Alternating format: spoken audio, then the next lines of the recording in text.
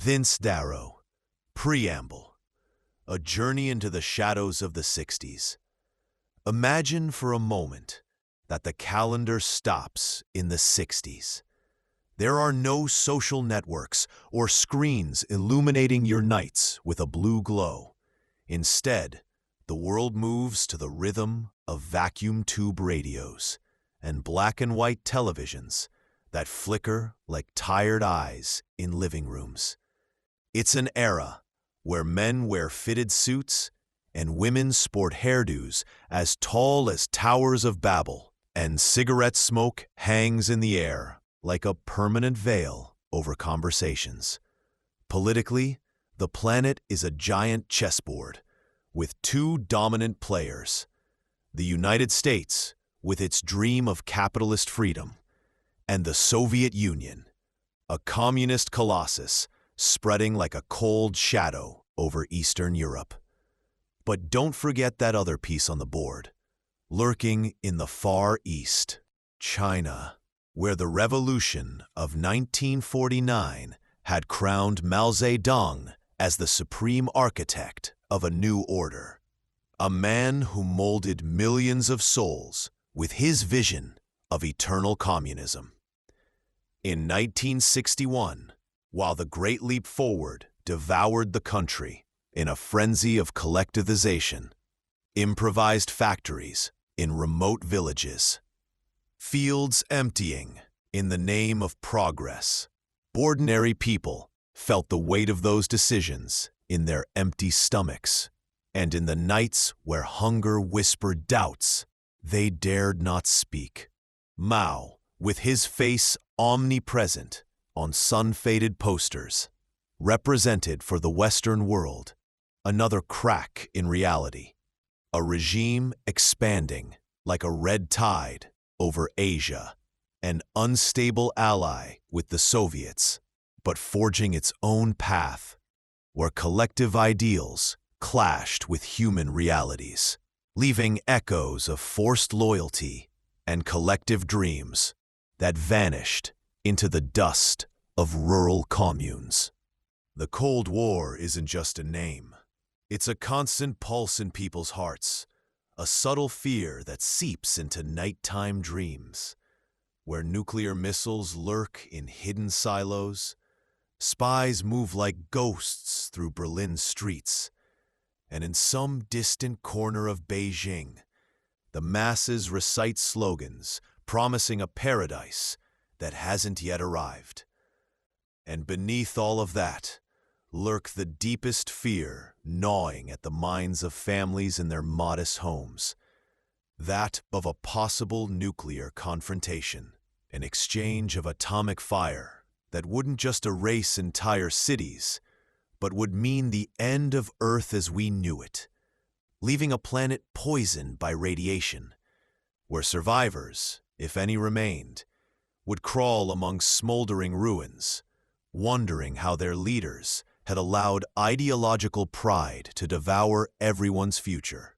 It was a duel between two ideologies, capitalist and communist, where space became the new battlefield. Below, on Earth, tensions boiled.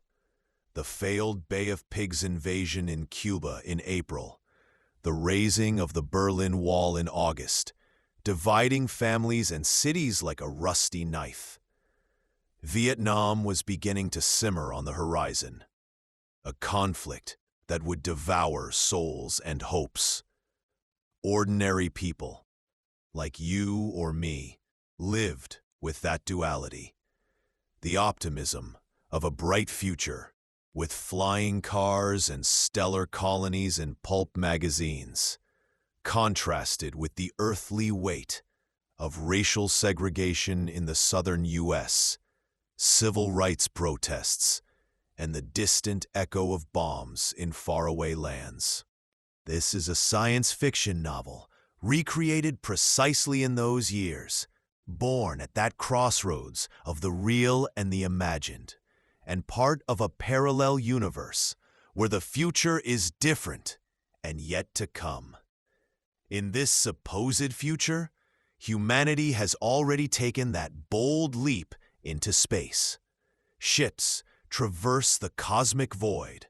Explorers face the unknown not as a distant dream, but as a palpable reality. But don't forget that we start from there, from that fragile point where technology is still crude. Roaring rocket engines, room-sized computers, without microchips or GPS satellites guiding every step. It's a world where heroes aren't invincible supermen, but people like us, with doubts gnawing at their souls, memories weighing on their chests, and decisions made in the stillness of a pressurized cabin, gazing toward the stars that could be either their salvation or their grave. Prepare yourself, reader, to immerse yourself in this story. Leave behind today's digital clamor and feel the pulse of the 60s, a time of broken promises and infinite horizons, where the extraordinary is born from the ordinary. From here, in the pages that follow, the journey begins.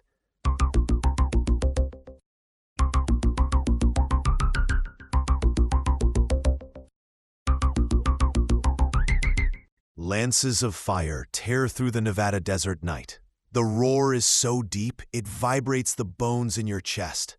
The STAR Comet rises on a column of white and orange flames, slow at first, as if hesitant to leave Earth, then with a fury that launches it towards the stars like a bullet fired by the hand of an angry god. On board, 4 men. The commander, Major Vince Darrow, United States Space Force. Captain Max Pike, the ship's second pilot. Captain Chuck Gates, propulsion and communications engineer. And finally, Dr. Tony Santini, mission doctor and scientist. The men who will take humanity to the moon or die trying. The plan is simple: lunar landing, flag, rock samples, triumphant return. 14 days of mission, broadcast live to a planet holding its breath. But as the STAR Comet approaches the lunar terminator, something fails. The remote controls from Nevada fields flicker, freeze, shut down. A strange, powerful, alien signal overrides everything.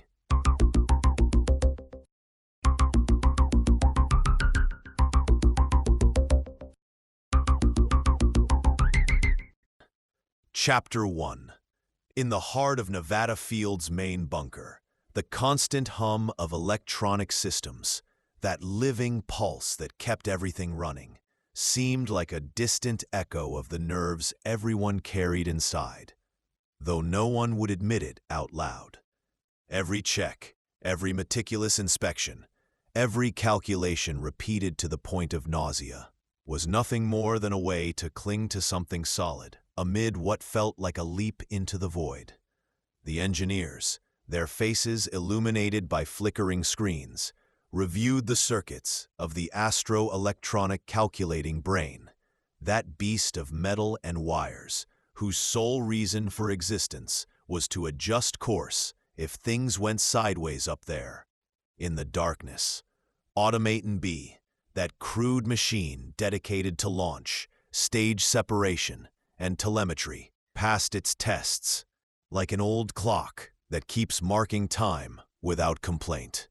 And Brain E, the coordinator that handled radar echoes and long-range infrared cameras, responded with its usual precision, its calculations matching down to the 10th decimal what the templates had predicted. The 3 main automatons, what people simply called launch and telemetry electronics, were declared ready by the chief engineer, a guy who'd been at this for years and who, deep down, wondered if he'd ever stop feeling that knot in his stomach before a launch. Everything was done with that routine sharp as a knife, the same one that had been repeated in thousands of previous launches. But there was a nuance, a slight tremor in the air, that only a trained eye could catch. This time, it wasn't just any rocket. It wasn't just metal and fuel. It was something that could change everything, or break it forever. The guards armed to the teeth at the north entrance saluted half-heartedly, as if they knew that in moments like this, formalities were beside the point. General Marcus Cobb, in command of Nevada Spaceport and head of Space Research Command, wasted no time on such nonsense. He cared more about knowing his men were alert, eyes open and minds focused, because a mistake down here could mean the end up there. At 018, just as they'd planned down to the second, Cobb entered the main control room.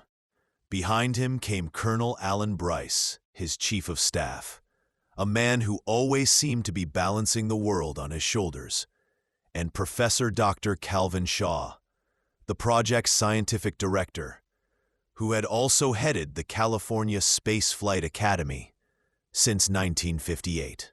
Shaw was one of those types who lived in their equations. But at that moment, he felt a tingle at the back of his neck, as if the weight of what they were about to do reminded him of his own youthful doubts, when he dreamed of the stars but feared he wasn't up to the task. Activity in the main control center didn't stop for their arrival.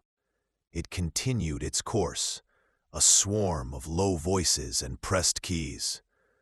Cobb was the center of it all, always had been, with his square build and that iron will that made him famous and feared among his subordinates, and notorious in the halls of Washington. He approached the large control screen. He rested his hands on the back of a swivel chair and stayed there, still, absorbing everything. Shaw, nervous, brought his rimless glasses to his mouth, a tic that always emerged when things got intense. In his mind, thoughts bubbled about what remained to be done. Not this last-minute inspection that seemed more like a ritual than a necessity. He looked at Bryce with a plea in his eyes, as if asking him to intervene. Bryce shrugged, subtle, as always. Wait, that's what the moment called for. Cobb had questions circling his head, though he knew more than most of the scientists there. It was his way, to brood in silence, remembering the old days at the military academy, when a mistake in an exercise could cost you your post, but nothing compared to this. Beautiful, impressive, and powerful, Cobb murmured in that measured voice he used when he wanted to sound casual, but his eyes remained fixed on the screen. Something in me keeps wondering if we're not pushing too hard. The Space Authority experts keep saying it's madness to launch from down here. It's not just about overcoming air resistance. There's also that extra velocity that would come free from the space station. Exactly 7.98 kilometers per second, or 25,400 kilometers per hour. The orbital velocity of the manned space station, sir, Shaw interjected hurriedly, adjusting his glasses. It's not decisive in our case. I insist on the enormous difficulties of assembling parts in a vacuum, without gravity. We've had bad experiences. It's much simpler to build a ship in terrestrial shipyards than 1,730 kilometers above the surface. The savings per unit exceed $350 million. That's what impressed Washington, Cobb scoffed with a touch of sarcasm that didn't hide his respect for the man. All right, I won't bother you anymore. Let's hope the brilliant test results justify today's effort. Professor, aboard that ship are my 4 best men. If something goes wrong, you'll hear about it. Shaw paled under that cold stare, feeling an echo of his own insecurities. Memories of sleepless nights calculating trajectories that could fail because of one misplaced decimal. Bryce, The astute tactician who always navigated between the demands of science and military pressures, intervened with his particular skill for diffusing tension. "Sir, if I may, the press conference. The elite journalists must be biting their nails. I haven't given any details yet." "Does it have to be absolutely necessary, Bryce?" Cobb grumbled, rubbing his chin as if remembering past battles in boardrooms. "I have other things on my mind right now." "I would advise it, sir," Bryce replied with that flexibility that kept him afloat. The space medic, Dr. Ben Locke, cleared his throat, a sound that shattered the moment. Locke was responsible for space medicine, for ensuring those risk pilots were in perfect condition, nerves intact, and bodies ready for what was coming. Cobb suddenly smiled, a rare gesture for him. "Very well, then, let's do it, but via screen connection." Bryce blinked, surprised, but the technicians around them smiled to themselves. That was typical of the old Cobb. Unpredictable, but always one step ahead. "Sir, please, the people expect your presence in person. I promised them." "Then unpromise them," Cobb said without batting an eye. "Sir, they'll tear us apart in the editorials," Bryce pleaded, already imagining the headlines. "I'll lock them up until they calm down. We'll see. Turn on the connection." In the observation bunker, austere and charged with expectation, the speakers crackled to life. Cobb's head appeared on the screen. With his kindest smile, he wished them a very good day, remembering that it was past midnight local time. Then he turned serious, ignoring the journalists' long faces, briefly and concisely, as if explaining how to bake a homemade cake. He announced, "Gentlemen, what you've seen on your screens for a few minutes is identical to an isolated rocket, but with individual cells that bring key innovations. The launch will be in about 3 hours. Final preparations are underway. The 4 risk pilots are sleeping deeply right now to preserve their nerves. We'll wake them only 2 hours before." The journalists remained impassive at first. Manned spaceflights were no longer news. Cobb's eyes narrowed slightly. He enjoyed having that card up his sleeve, and he played it all at once, knowing it would change the pace of everything. In the observation bunker, the air was thick with the smell of cold coffee and half-extinguished cigarettes, the kind of smell that clings to clothes and reminds you that no one has slept well in days. The journalists, crammed into their seats as if awaiting a trial verdict, stared at the screen with that mixture of hunger and skepticism that Cobb knew so well. He, from the control room, felt a slight tingle on the back of his neck. Not fear, not exactly, but the weight of knowing that what he was about to say could change how they saw the world, or at least how they saw it that morning. "The Space Research Command, after everything we've learned the hard way," Cobb said, with that deep voice that seemed to rumble from his chest like distant thunder, "has decided to set aside assembling the ship in orbit. The difficulties, the failures of the past, we all know them. They are etched in the memory of those of us who have been here from the beginning. So the first rocket to land on the moon will launch directly from this patch of desert. The ship is called STAR Comet."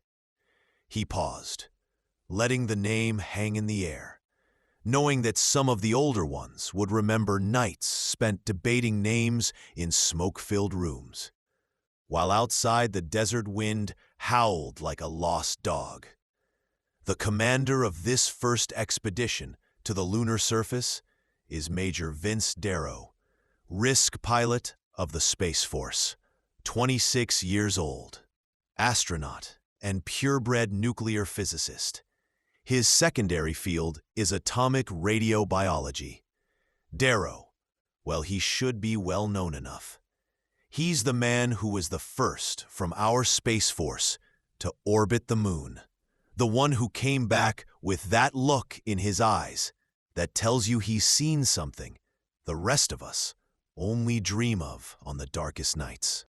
Cobb fell silent again, and from the other end of the connection came the outburst. Overlapping voices, chairs screeching, someone shouting affirmative, as if they had just won a bet they'd been waiting for years. The general felt a deep satisfaction, the kind not admitted out loud, seeing how his words had ignited that spark. "Thank you very much," he coughed, with a touch of irony that didn't hide his amusement. "You were a bit loud down there." "No, please, no questions now. My information officer will handle that after the launch. I'm only giving you the essentials, because my time is worth gold and yours, well, you'll see." The STAR Comet launches with a hand-picked team of 4 men. Besides Major Darrow, there are Captain Max Pike, Captain Chuck Gates, and Lieutenant Dr. Tony Santini. It's a military scientific team you don't find twice in a lifetime. Each of these risk pilots has diplomas from at least 2 complete university degrees in their pockets. They are complementary, like pieces of a puzzle that fit perfectly. They should all sound familiar. They are the best specialists from the Western world, coordinated down to how they breathe together. Space is already their second home. Photos and data will come from the information officer. Cobb glanced at his watch, feeling the tick-tock as a reminder that time waits for no one, not even a general with his reputation. Flashes of endless meetings in Washington passed through his mind. Nights when he had defended these men in front of bureaucrats who only saw numbers. "Please, gentlemen, your questions are useless now." He cut off the growing noise with that abruptness of his that made people fall silent instantly. "I'm giving you clear facts, period. The STAR Comet is equipped for 4 weeks of flight and lunar landing. The research program is mapped out to the millimeter. After the successful landings with automatic probes, today we're playing for real. God willing, there are no hitches. You know as well as I do that launching from the ground burns a hellish amount of energy, especially since the final stage has to land on the moon on its own and take off again from there. With conventional engines, it wouldn't have been possible. Not with a 3-stage ship of relatively compact size. "Technical data," someone shouted from the back. With that excitement, Cobb recognized the scent of fresh blood in a story. The general shrugged, as if shedding a weight he'd been carrying for months. Total length of the ship, 91.6 meters. First stage, 36.5. Second, 24.7. And the third, the actual lunar ship, 30.4 meters. Weight at launch, fully fueled and with payload, 6,850 tons. Payload of the lunar ship, 64.2 tons. And yes, it seems barely larger than the usual supply ships. He paused, enjoying the expectant silence, remembering the heated arguments with the engineers. The night's Shaw had defended every decimal as if it were his firstborn. The reason is simple. Only the first stage still uses liquid chemical propellants. Stages 2 and 3 debut chemionuclear atomic jet propellants. That was the second bomb, dropped without fanfare, like someone commenting on the weather. Impassive, Cobb continued, feeling inside that mix of pride and weariness that comes with having pushed something so big against all odds. The first stage uses our best chemical mix, N-tripylborazane, based on borohydride. The oxidizer is conventional nitric acid, mixture ratio 1 to 4.9, self-destructive reaction. Thrust reaches 180% compared to the old hydrazine, under the same conditions. Cuts off combustion at 1,016 kilometers per hour, altitude 68 kilometers. Then it falls. The second stage starts with a new chemionuclear engine, reactor temperature at 3,920 degrees Celsius. Thanks to our multi-compressed alloys, the plutonium microreactors fit perfectly. They release pure thermal energy to the working medium through exchange chambers. We use almost pure liquid parahydrogen as propellant. Once the evaporation problems were solved, and believe me, hydrogen boils at negative 252.78 degrees Celsius. It's ideal. Exhaust velocity, 10,102 meters per second. No chemical reaction can ever achieve that. Cobb let the silence settle, knowing he had given the essentials. What would be etched in those people's minds when they went home that night? You'll get more data later. This is the fundamental information. Gentlemen, the STAR Comet launches at 3. It will land near the Newcomb crater, right next to the lunar South Pole. At 1 o'clock sharp, just as the clock marked the change, like a heartbeat no one wanted to hear, Dr. Ben Locke stood before the 4 sleeping men. They had been submerged for 14 hours in that chemical sleep. Psychonarcotine doing its dirty work, keeping their minds blank so their bodies could truly rest. Locke stood there a second longer than necessary, with that unspoken pity that tightens your chest, watching as the antidote began to undo the knot. Thoughts returned, the mind lit up again, and with that came crashing down upon them everything they had tried to keep away. The weight of what was coming, the roar that awaited them, the certainty that once it started, there would be no turning back. A nervous pilot, without real sleep, body and mind in tatters, was no match for those cold machines that calculated everything to the millimeter, or for the engines that demanded the impossible. The mind had to be clear, because at the end of the day, only it could master it all. Only it. Locke waited with his medical team, guys who had been at this for years, and still felt that knot in their throats every time.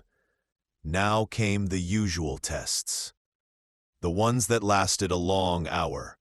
Pressure, pulse, reflexes, everything that confirmed they were still human and not just flesh ready for sacrifice. Afterwards, the last hour was for getting dressed, for squeezing into those suits that tightened around you like a reminder that space shows no mercy.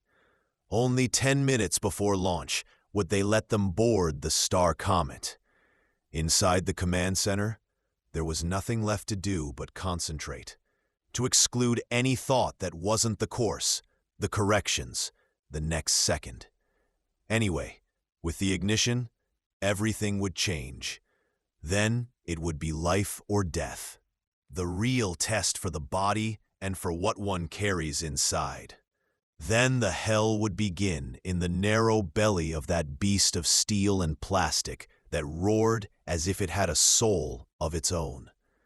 The 4 flat beds, with their foam mattresses that let air pass through like a final gesture of tenderness, were bathed in a soft, almost affectionate light.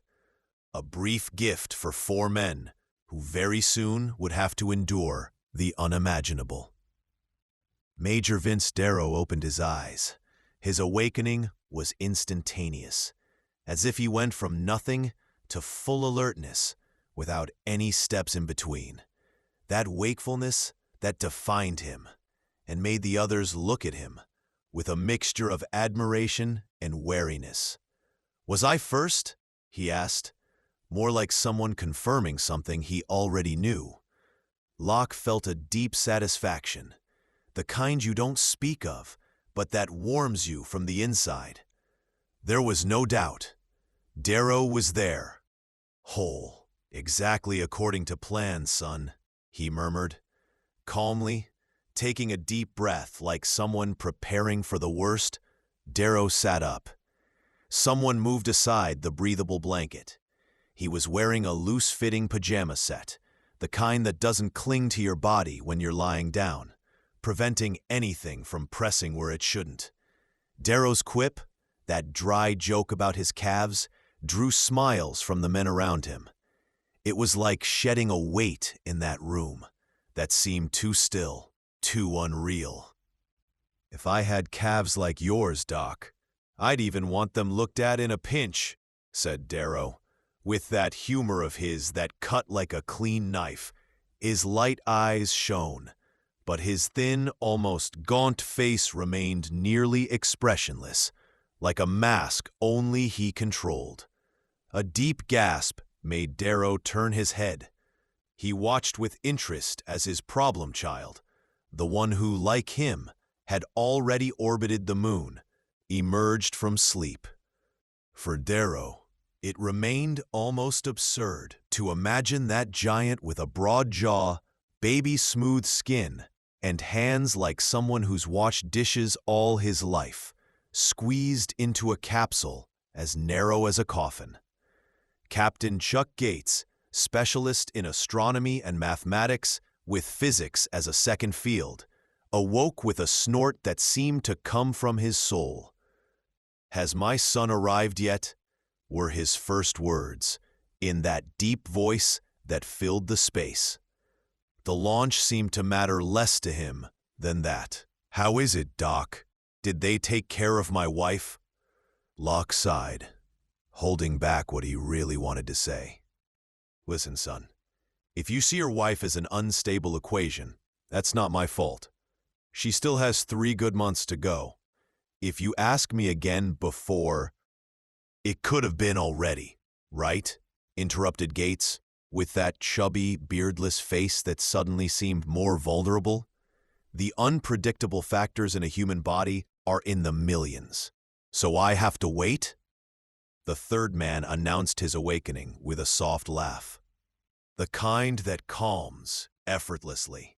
Lieutenant Dr. Tony Santini, physician and geologist, was the most discreet of the group, the calmest, probably the one with the most self-control. He greeted without words, but his eyes were already on the clock. Santini followed that unwritten law of risk pilots to the letter. Don't talk about the launch unless it's strictly necessary. Sleep. Recover body and mind. Don't ruin the effect by thinking about the serious stuff too soon. It was simple. It worked. "Everything all right, Tony?" asked Darrow. "From what I see, that beard of yours wasn't even fazed by the drug." "Italian heritage," Santini nodded, with a touch of resignation. "What's with Pike? He sleeps as if nothing's wrong." Gates shifted on his cot. His huge hand fell with precision on the shoulder of the smallest one, that stocky man with a tendency to put on weight, who seemed like an indestructible rubber ball. His fat was a deception, a trap for those who didn't know him. Pike had withstood the 18 Gs in the centrifuge better than the nervous Santini. Buzzing, he mumbled from the pillow. A wide, freckled face emerged from the pillowcase. Pale blue, almost colorless eyes blinked at Gates. "I've been awake for an hour," Pike said, as if it were nothing. For a guy like me, the narcosis was too weak, obviously. Obviously, Darrow nodded, serious. Under his gaze, Pike shrank a little. "I admire your patience. You must have breathed more shallowly than a mummy, so as not to disturb us." "He deserves a medal," interjected Gates, rolling his heavy body off the cot with a grunt. "The sufferers and the first-time fathers first. I wonder what's left to check on us." Gates fell abruptly silent, looking at Darrow with embarrassment. He had almost broken the law. Darrow let it pass. Yawning, with that indifference that fooled no one, he said, "Start with the baby. Doc, the circulation should be fine. But hold off on the neutralization injections for now." Darrow listened within himself. He felt that nagging unease in the depths of his subconscious, that fear you don't name, but is there, gnawing. The men's chatter was nothing but a trick, a way to calm themselves, to not think about what was coming. Don't talk about the launch, for God's sake. It would get ugly enough. He was sure of that. The ride on that roaring jet wouldn't be different from the words that described it. The real tensions were in the depths of the mind, barely controllable. One was afraid, naturally. No one would deny it. But these men could overcome it. That was all that mattered. Darrow observed, discreet but sharp. Everyone seemed fine. Perhaps Gates was a bit restless, thinking too much about the kid on the way. If it had been up to Darrow, he would have left him on the ground this time. But the team was a perfect gear. You couldn't remove one piece without breaking the whole thing. A stranger wouldn't fit. So he had resigned himself. Otherwise, he saw nothing to worry about. They were ready, or as ready as one could be. Chapter 2. The contour support beds were hydro-pneumatic marvels, the closest thing to a caress a machine could offer you at a moment like that. They adjusted to the body with a precision bordering on intimacy, compensating for every weight change instantly, as if they knew exactly where it hurt before you admitted it. More comfortable? Impossible. On the first manned flight, back in the days when everything was trial and error, they had forced the pilots. Big men, weighed down by those spacesuits that looked like portable coffins, to lie down with their helmets on, visors down, out of sheer safety paranoia. There had been injuries, of course, bruises that lasted for weeks, contusions that reminded you of every movement. The worst case, the one no one forgot, had been during the construction of the space station. A poorly fitted helmet, 11.3 Gs, and a neck broken like a dry twig. Vince Darrow had never launched in a spacesuit. It was his privilege, one he had fought for tooth and nail, and which he now extended to his team, like someone sharing a secret that could save their lives or kill them. The technicians still looked at him as if he were crazy. A minimal tear in the ship's skin, they said, and boom, explosive decompression. Blood boils in the veins, lungs collapse, all in seconds. But Darrow had flown enough times, had felt the vacuum brushing his skin through the cockpit, and he knew his ships didn't fail. Not like that. Not with him in command. So the four lay in their light blue uniforms, snug but lightweight, on those supports that seemed to embrace them. The spacesuits hung within reach, ready but not needed. Darrow had spared his men that slow agony, the pressure marks, the bruises that remind you you're alive, but about to break. The final checks had ended. Below, over 85 meters down, the last technicians withdrew like shadows, checking the first stage fins one more time. Max Pike, the engineer who lived for the atomic thrusters and electronics as a second love, had taken longer than anyone with his instruments. Darrow, with his usual calm, had finished earlier with the automatic launch and remote guidance system. It was his way, efficient, no frittles, like someone who knows time is a luxury you don't give away. The hands of the special clock jumped. 3 o'clock and 1 minute. The launch would be at 3 and 2 minutes. Not a second more, not one less. Darrow turned his head, a slow movement, because the foam support had already gripped him, adjusting like an invisible hand, and looked at the others. Everyone okay back there? Gates and Santini were behind the main supports, with nothing to do for the moment but wait. The cabin was a narrow nest, full of cables like veins, flexible pipes, and instrument boxes fitted with surgical precision, all made to measure, like a suit that fits you perfectly but squeezes your soul. Below the central area, a tiny lounge with a toy kitchen and a bathroom that was little more than a functional hole. There was no space for more. 4 men at the sharp tip of a rocket. That was all they were granted. Below, the payload storage stowed with a precision that was painful to look at. And further down, well, further down was what no man wanted to step on if he could avoid it. Insulated tanks with liquid hydrogen, pumps, extra generator, then the thick wall of protective steel, the end of the zone where you could breathe easy. Behind it, the plutonium reactor roaring in silence, the transformer, and finally, that monstrous expansion chamber, with its pipes, coils, and cooling, where the vaporized hydrogen was forced to expand and push. The STAR Comet had 1 main nozzle and 4 small, steerable ones. Total thrust, 1,120 tons. Exhaust velocity, 10,102 meters per second.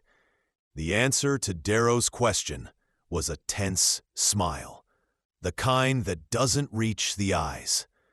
Everyone heard the grating voice of the counter beginning the final minute. They had joked about it before, about that monotonous recitation that seemed eternal. They had heard it dozens of times in tests, and it had never bothered them too much. Now, it did. Now the idea of those atomic thrusters felt like a weight on the chest, a nightmare becoming real. 18, 17, 16, 15.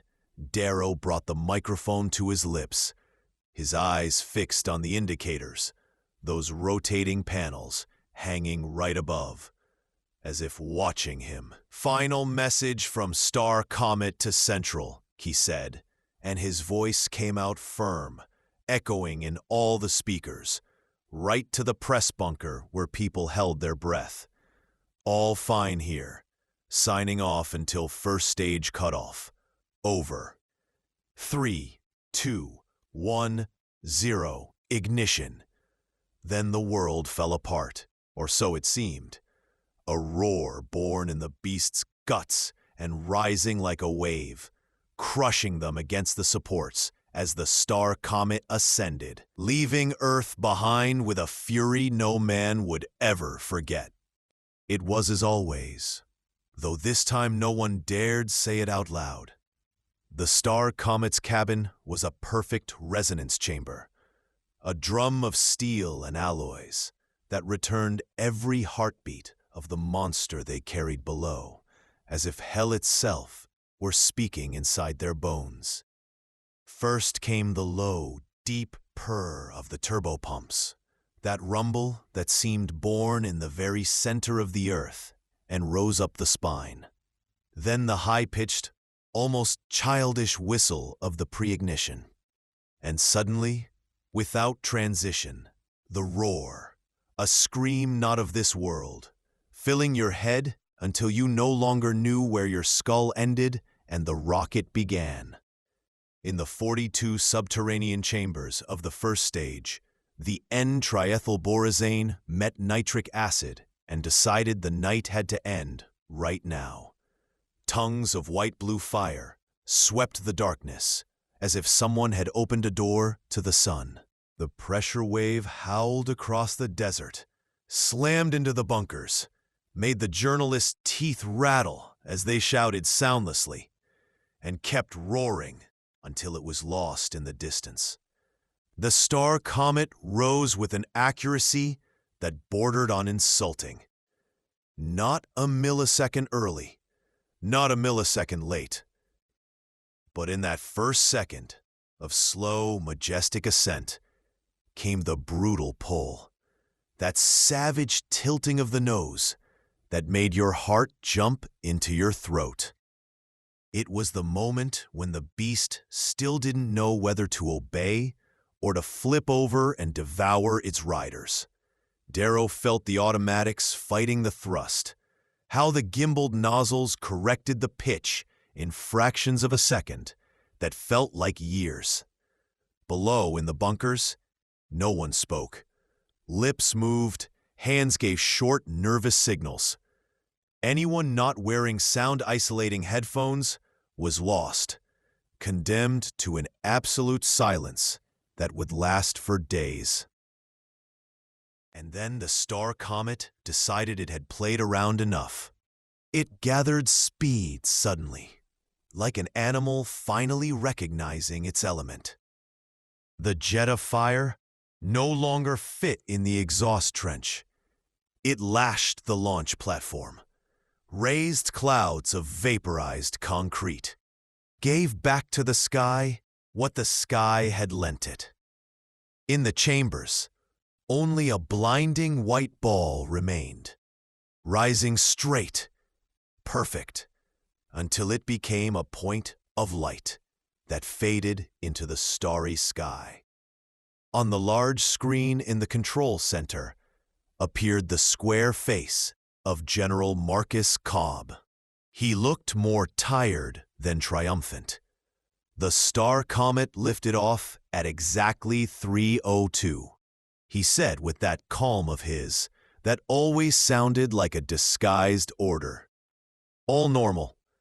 You'll barely hear the crew transmissions due to interference. First stage separation shortly. Maximum acceleration, 9.8 Gs. In 3 minutes, we'll enter the space station's network. Then you'll see it clearly again. I remind you, no one leaves Nevada fields until the ship is safe and sound on the moon. This time, we have a surprise prepared. That is all. Cobb barely smiled, a smile that didn't reach his eyes, and cut the connection. 5 seconds to separation 1. A technical voice said from the loudspeakers. Function perfect, no deviations. 2, 1, contact. No one touched anything. No one breathed loudly. Only eyes watching, nerves vibrating, and 4 men up there who suddenly felt the most absolute silence they had ever known. 8 seconds of freefall. 8 seconds to remember they were still alive. Vince Darrow's voice came through, serene, almost bored, like someone commenting on the weather. A bit rough, but that was it. Darrow here. No deviation. Indicators normal. Vibrations within tolerance. Crew ready for second stage ignition. Over. And then came the second hell. Pause. The pull was cleaner, more cruel. The howl of the atomic chemionuclear reactor, seemed born inside each man's chest. Acceleration climbed to 8 Gs and stayed there, crushing them against the supports, as if an invisible giant had decided to sit on them. Darrow felt blood pooling in his back, his vision blurring, his breath turning into short, painful gasps. The circulatory agent was doing its job, but still, every heartbeat was a struggle. He looked at the indicators hanging right above his face, but he could barely see them. He only knew they were still green. 7 seconds of respite. 7 seconds when the world weighed what it should again. Darrow croaked his "all fine" into the microphone. He didn't hear the reply. He only saw the green light blinking, and then the second kick from the second stage. Within 3 seconds, they had exceeded escape velocity. At 20 kilometers per second, the reactor cut off. The separation was so sudden that weightlessness arrived like a hammer blow to the back of the neck. Darrow lost consciousness for an instant. When he opened his eyes, the red blinking was fading. He looked around. Pike was pale, but intact. Gates was breathing like bellows. Santini was already smiling, with that calm of his that always seemed out of place. They were in space. For real. 3,250 kilometers above Earth, hanging in free fall. With enough speed, in theory, to go to the end of the universe without ever igniting anything again. In theory. Because Earth's gravity was still there, pulling, reminding them it hadn't fully let go yet. And there were still many maneuvers left. The theoretical speed limits were just that, numbers on paper that sounded perfect in the smoke-filled meeting rooms in Washington. But up here, in the cold vacuum staring back, they became something to be tamed by hand. Second by second. Tiny deviations that, if not corrected in time, would send you drifting somewhere you'd never be found. Darrow's support bed folded with a hydro-pneumatic whisper, becoming a seat that embraced him like an old friend who knows you've been through hell. The instruments descended with him, hanging now in front of his eyes instead of above, as if the ship itself breathed a sigh of relief. It was a small relief, but at times like these, small reliefs counted for more than any medal.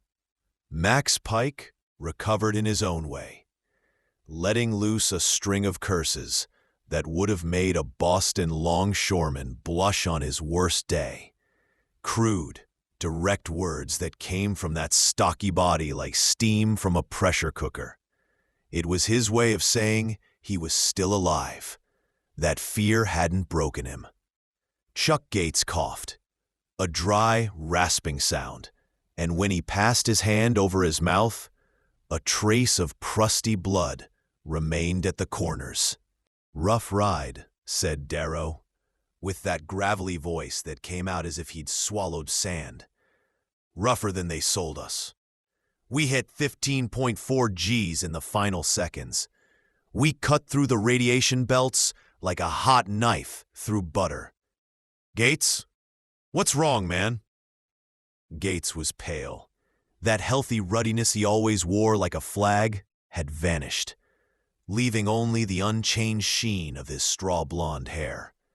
He twisted his mouth into a grimace of pure frustration with himself. "Devil take me, but I should have stayed on the ground before doing this stupidity," he muttered.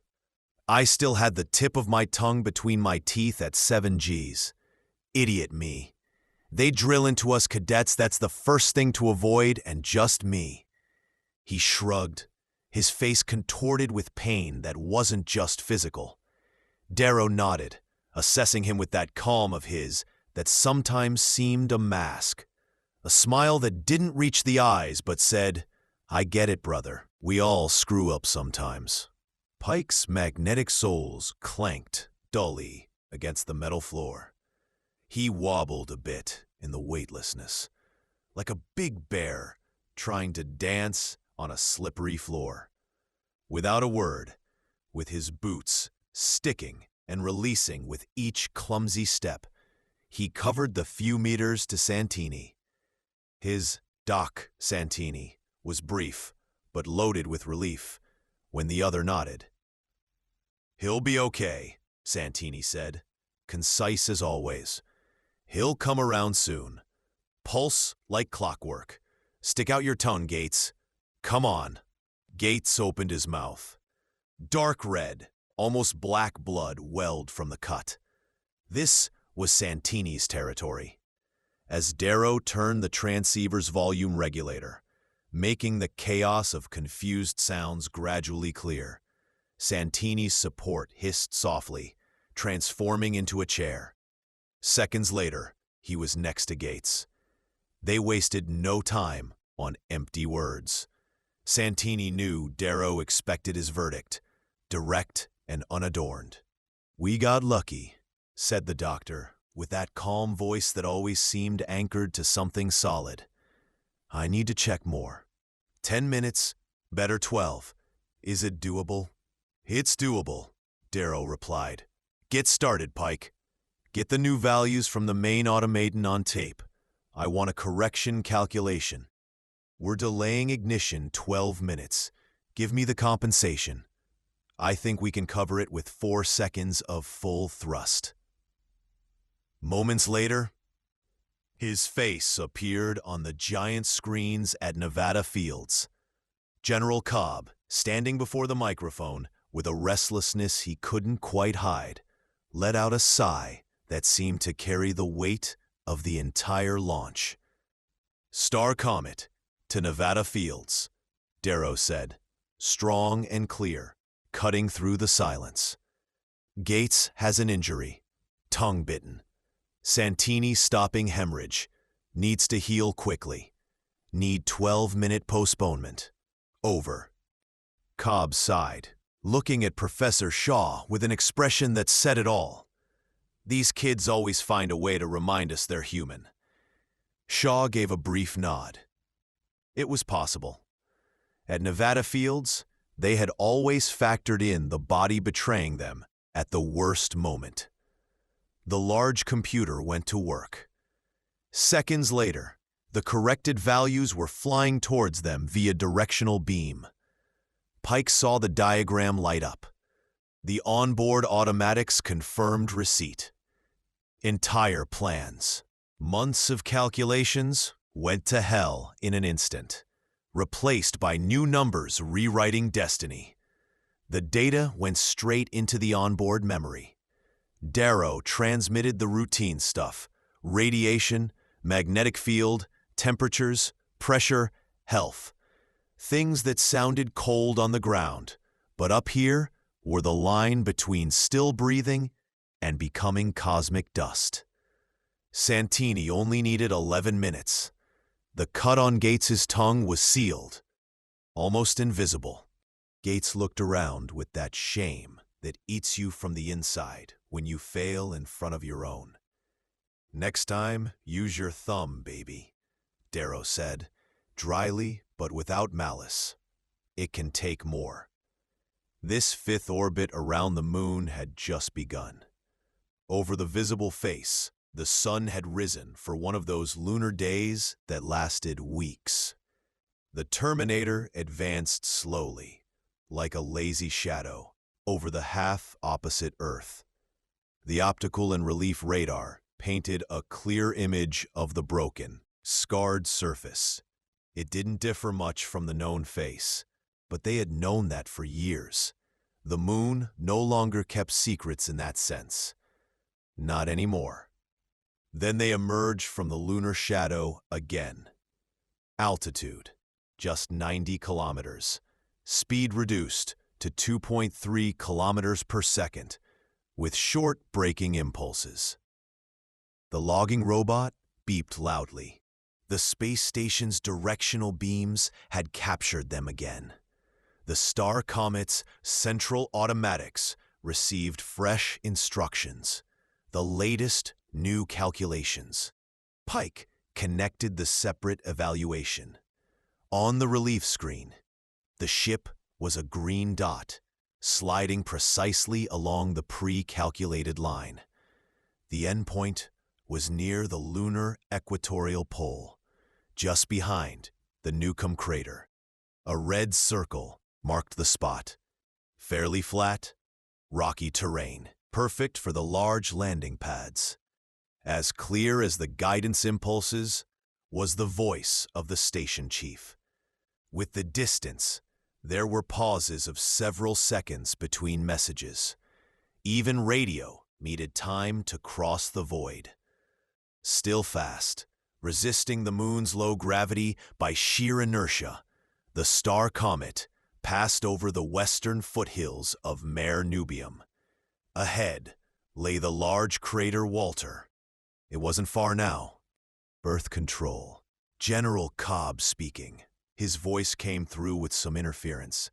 You will reach deviation point in 72 seconds. Impulse emission adjusted for radio delay. We are disconnecting to avoid interference. We have you clear on radar. Good reception. Primary remote control automatics activated. We'll set you down gently.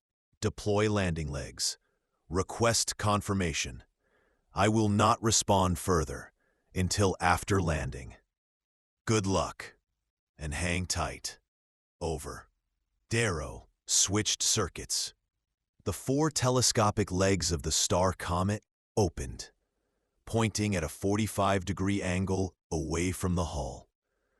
Hydraulics pushed the long, braced tubes further and further out. At the ends, the 4 square-meter platforms unfolded like metallic flowers. Shortly after, they reached the contact point. The STAR Comet remained precisely on the flight line. Minor deviations corrected to the millimeter. Ready? Contact now, shouted Pike, his voice tense. They heard the heavy breathing of the others. This was the moment. Everything depended on this. Suddenly, without warning, the logs cut off. The impulse had arrived, precise to the millisecond. The engine roared. Short but brutal braking thrust. 5 Gs that made the reddish color of the hull seem to bleed. When it ended, and the calculated pause arrived, the men gasped as if they'd just surfaced from water.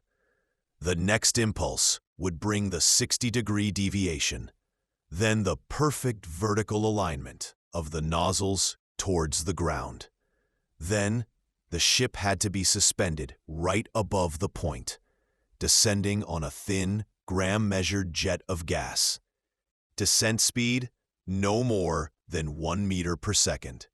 That precise. The data flowed through Darrow's mind like a fast river. Everything had sounded so easy on the ground, so secure. Now, lying in this fragile shell, he felt in every bone the real difficulties, the ones no calculation could completely erase. The STAR Comet began to fall in a flat parabola. Lunar gravity was pulling strong now. It was time for the deviation. The nozzles had to look down, not horizontally. The ship fell flat like a plank, with no intention of correcting itself. 3 seconds. 2, 1, contact, shouted Pike. The contact came, yes, but with a howl and a whistle that sounded like it came from a 100-kilowatt radio station planted right next to the STAR Comet, as if someone had opened a door to pure chaos and let it in. The noises burst through the speakers like an avalanche, ultra-short beeps, strident rhythms that drilled into the brain, drowning out the men's gasps. Their ragged breaths that sounded like they were struggling not to break. Max Pike stared for a second without understanding, his pale blue eyes wide open, and then his wide, freckled face twisted into a grimace of pure, instinctive panic. The kind of expression that appears when the body knows something the mind hasn't processed yet. The green lamp above Vince Darrow lit up. It wasn't blinking, just glowing steady, constant, like a promise amidst the disaster. In the sudden silence, a sharp, hysterical laugh cut through like broken glass. Gates, Darrow's voice wasn't loud, but it cut clean, sharp as a knife that has seen too much blood. The sounds cut off abruptly. When Gates fell silent, his chest heaving like a broken bellows, the hard lines on Darrow's face softened a little. Something kind, almost paternal, appeared in those steel blue eyes, cold as steel, but capable of warmth when it mattered. "It's okay, Gates. Forget it." His gaze brushed the green lamp again. That glow was reassuring in a deep, internal way, like the beat of a heart you know is still working, even if everything else fails. With that, the onboard computer was saying clearly, the ship was upright, apparently intact, no serious damage. Pike showed a clumsy smile, the kind that appears when the logical mind still resists accepting what has happened, as if wanting to deny it for one more second. Santini remained silent, as always, his pale face animated only by those coal-black eyes that were tense, observing everything without missing a detail. Darrow gave the men the psychological shock they needed, because of course they were expecting something about the emergency landing, a comment, a sigh of relief, anything that acknowledged the madness of the last moments, the fear they had swallowed to avoid drowning in it. Darrow reacted differently. "Gates, you are to determine immediately the origin of that unknown control transmitter. The data is on the onboard computer's magnetic tapes. I want to see how good you are with mathematics when it really matters." That was it. He said no more. It wasn't needed. In the silence that followed, with the moon outside waiting silently and ancient, the men moved, because that's what they did. Move forward, even when the void stared back.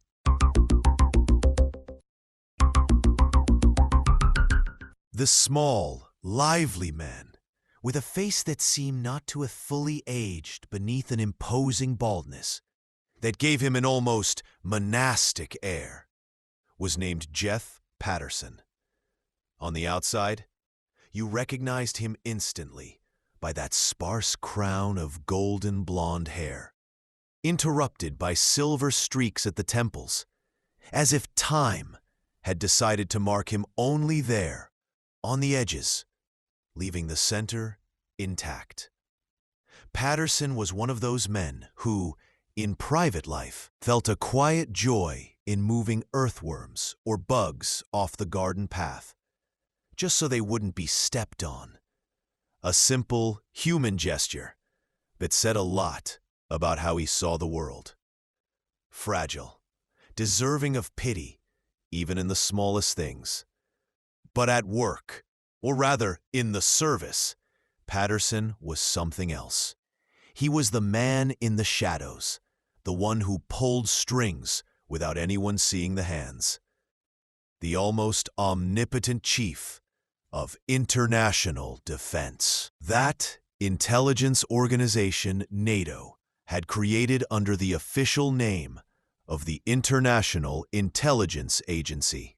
He answered only to the full NATO assembly and worked elbow to elbow with the national services. Those guys who lived with the phone glued to their ear and the constant fear of something slipping through their fingers. When he entered the large conference room on the 16th floor of the Space Department in Washington, accompanied by an older man who walked with the caution of someone who has seen too much. The low murmur of conversation died down, as if someone had turned down the world's volume. General Marcus Cobb, chief of the Space Forces, with that square, furrowed face that seemed to bear the weight of all the bad decisions of recent years, introduced him to those present. It was a secret meeting, the kind where words weigh more than deeds. Patterson was brief, concise as always.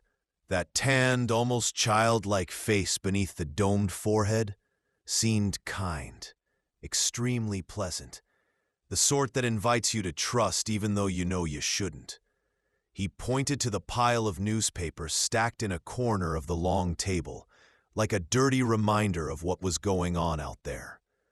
"Gentlemen, there's no need for us to keep circling this failure," he said, in that calm voice that brooked no reply. "I know, General, that you couldn't hold the reporters at Nevada Fields forever. In any case, solid complaints have come in, which Colonel Katz has skillfully deflected." The older man beside him nodded cautiously, a gesture that said, "I've done what I could." Katz was from the Federal Criminal Police, head of the Special Internal Defense Department. One of those guys who sleeps with one eye open and the other scanning the room. More concerning are certain reports in newspapers and those television investigations, Patterson continued, thoughtful, as if recalling something that pained him personally. According to them, your STAR Comet is not only missing, but has crashed completely. They give details so precise, one wonders how much truth is in it. And what troubles me more is the source of that information. All this is just so you know. We've deployed our antennas as always. Patterson glanced at his watch, a subtle gesture that said time is pressing and we're losing. Now, the STAR Comet has been missing for over 24 hours. Let's stick to the term that still leaves room for hope. I'm interested in your opinion about those editorials in leading newspapers that categorically state an emergency call from the ship was intercepted. Signal QRRQ, which according to the Space Force code means attack, planned remote control interference, and onset of an accident. If that is true, I want details. More details. Patterson nodded kindly to the room, like a professor who has just asked a question he knows will hurt to answer, and sat down. General Cobb rose wearily, his face seeming more sunken than ever, furrowed by lines that hadn't been there a few days ago. His voice came out brittle, as if every word cost him. "You are right, sir," said Cobb, rubbing the back of his neck, as if trying to erase an old pain. QRRQ is exactly that. It's a mystery how some journalists access the code. I've put our security service to work on it. No results, for now. On the other hand, their interception of the short signal isn't that surprising. Some large stations had it tuned in the south polar region of the moon. We requested support from the major observatories. Something could have leaked there, of course, but that doesn't explain how they know the meaning of QRRQ. Nothing more can be said about that.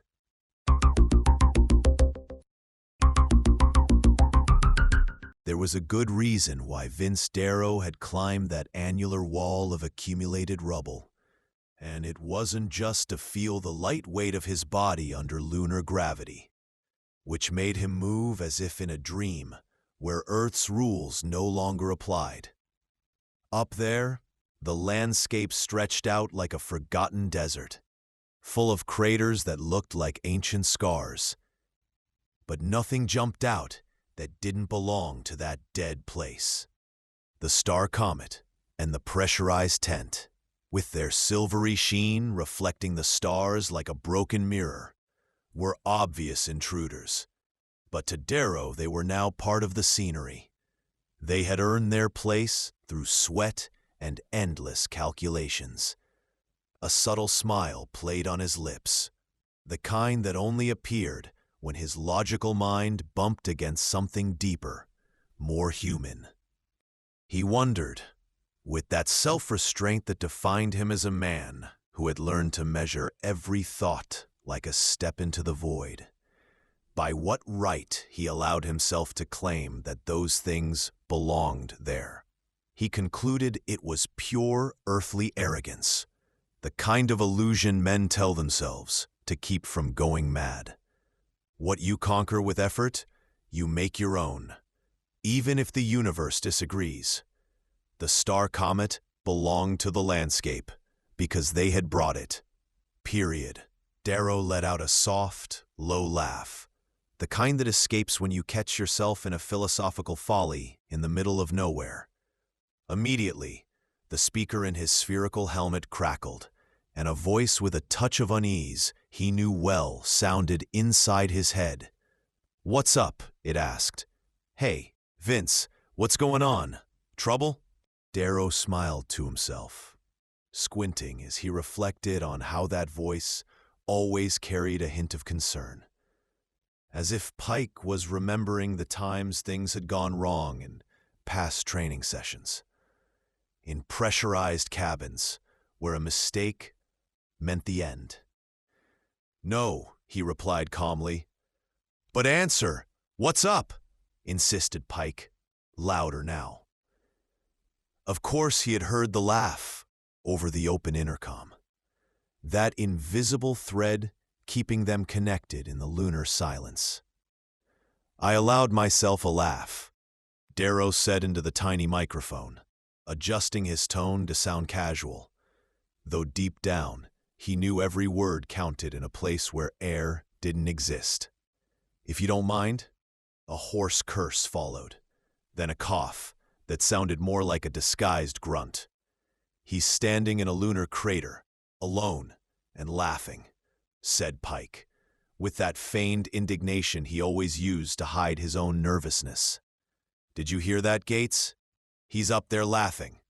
"At least something," came Gates's grumpy voice through the system, with that accent that dragged words as if he were thinking of something distant, perhaps his family, or the nights when everything seemed simpler.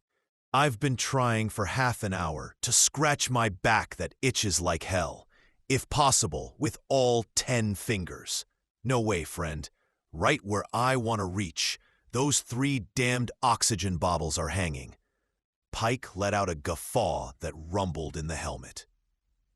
Darrow turned the volume control a little to the left. The redhead's voice could wake the dead, or at least make the helmet vibrate like a drum.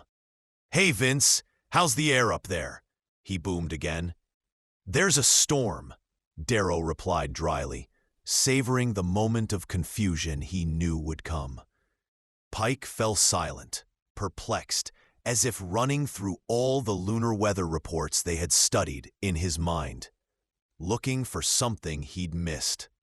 "Because on the moon, the air is so heavily charged," Darrow added softly, letting the irony seep through like a memory of nighttime chats at the base, where humor was the only thing keeping sanity intact. "Aha, Roger, Commander. That's something one has to know." "Exactly what I mean.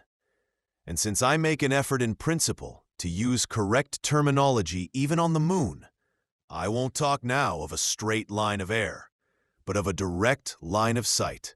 All right? So, my friend, at what approximate distance am I from you in direct line of sight?" 852 meters, came Santini's voice, with that amused tone that always seemed to emerge when things got technical, as if you were recalling his days at university, measuring samples under a microscope. "Because I'm sitting at the tactical radar, with which I measured you to a centimeter's precision. Handy, right? More than that, Darrow laughed, feeling a brief warmth in his chest, that invisible bond uniting them beyond the mission. All right, Pike, here's a task. I just ask that it be executed as cleanly and exactly. Take a new gauge, set the reflex sight to 10 magnification, distance 850 meters, and fire half a magazine at the big boulder that looks like a giant's head, approximately 20 meters to my left. Understood? It was a clear order, no frills, the kind Darrow gave when his mind was already 3 steps ahead, calculating risks like equations on a blackboard. He wasn't a fan of long explanations. Life in space taught you to be direct. Understood? Pike confirmed tersely, with that efficiency that made him the best partner in tight spots. May I ask what the jokes are about? I rarely joke about serious matters. I want to know how the miniature rocket projectiles perform. I'm primarily interested in impact force and explosive power. Start and pay close attention to how the recoil behaves under local gravity conditions. Absolutely no recoil, Pike stated calmly, as if reciting a manual he'd memorized on sleepless nights. Each projectile has its own propellant charge, according to rocket principle. No cartridge cases. The projectile and the primer part ways amicably. Muzzle velocity 240 meters per second. There can't be any recoil, a precise and safe shot. I've been thoroughly briefed. Handy. Darrow mocked, with that dry sarcasm that surfaced when he wanted to lighten the weight of what was coming.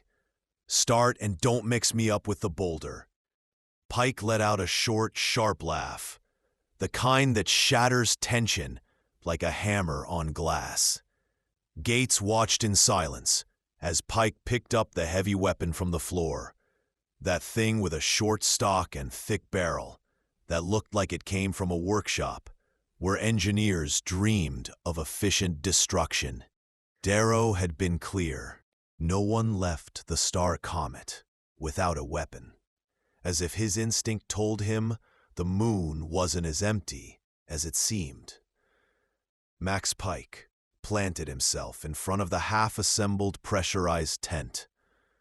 About 30 meters away, the STAR Comet towered into the lunar sky like an accusing finger.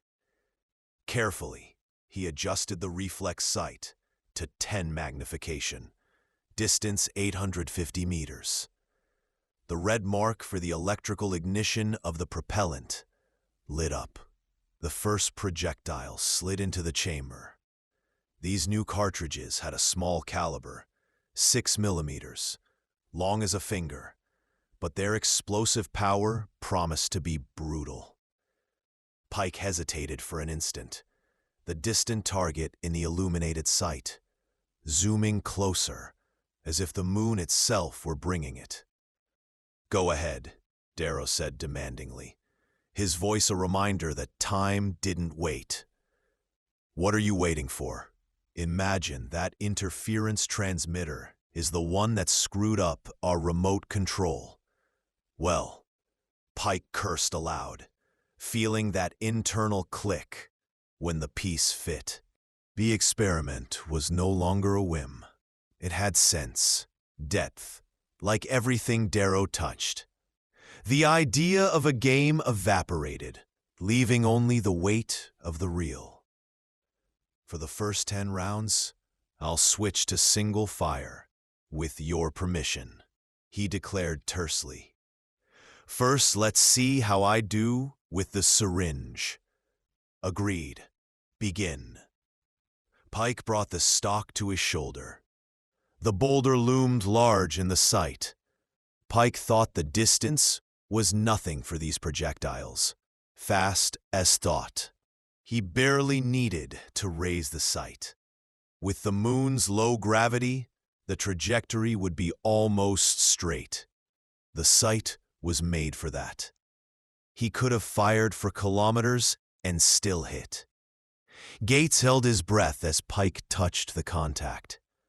There was no noise. On Earth, it would have been a sharp whistle and a bang that left you deaf. Here the shot was a ghostly silence, as if the universe refused to acknowledge it. Only bright flames shot from the oval openings of the short barrel. They went out instantly. It seemed nothing had happened. Pike was bewildered, his heart beating hard in his airless chest. "Notice anything?" he asked breathlessly. "Damn, one has to get used to this weird way of shooting. I felt nothing." "But I did," came Darrow's dry reply. "Stone chips flew all the way here. The projectile was already here before you pulled the trigger. Incredibly fast. The boulder has a hole 30 centimeters wide and is deep. Quite something. That's a grenade. Try a long burst. The weapon fires accurately." Pike switched to continuous. The projectile exhaust flames dazzled him. From where Darrow observed, a bright whitish trail was visible, the solid propellants of those little demons. When they penetrated the darkness under the slope, they created a line of incandescent fire. The magazine was empty before Pike realized it. Little remained of the boulder.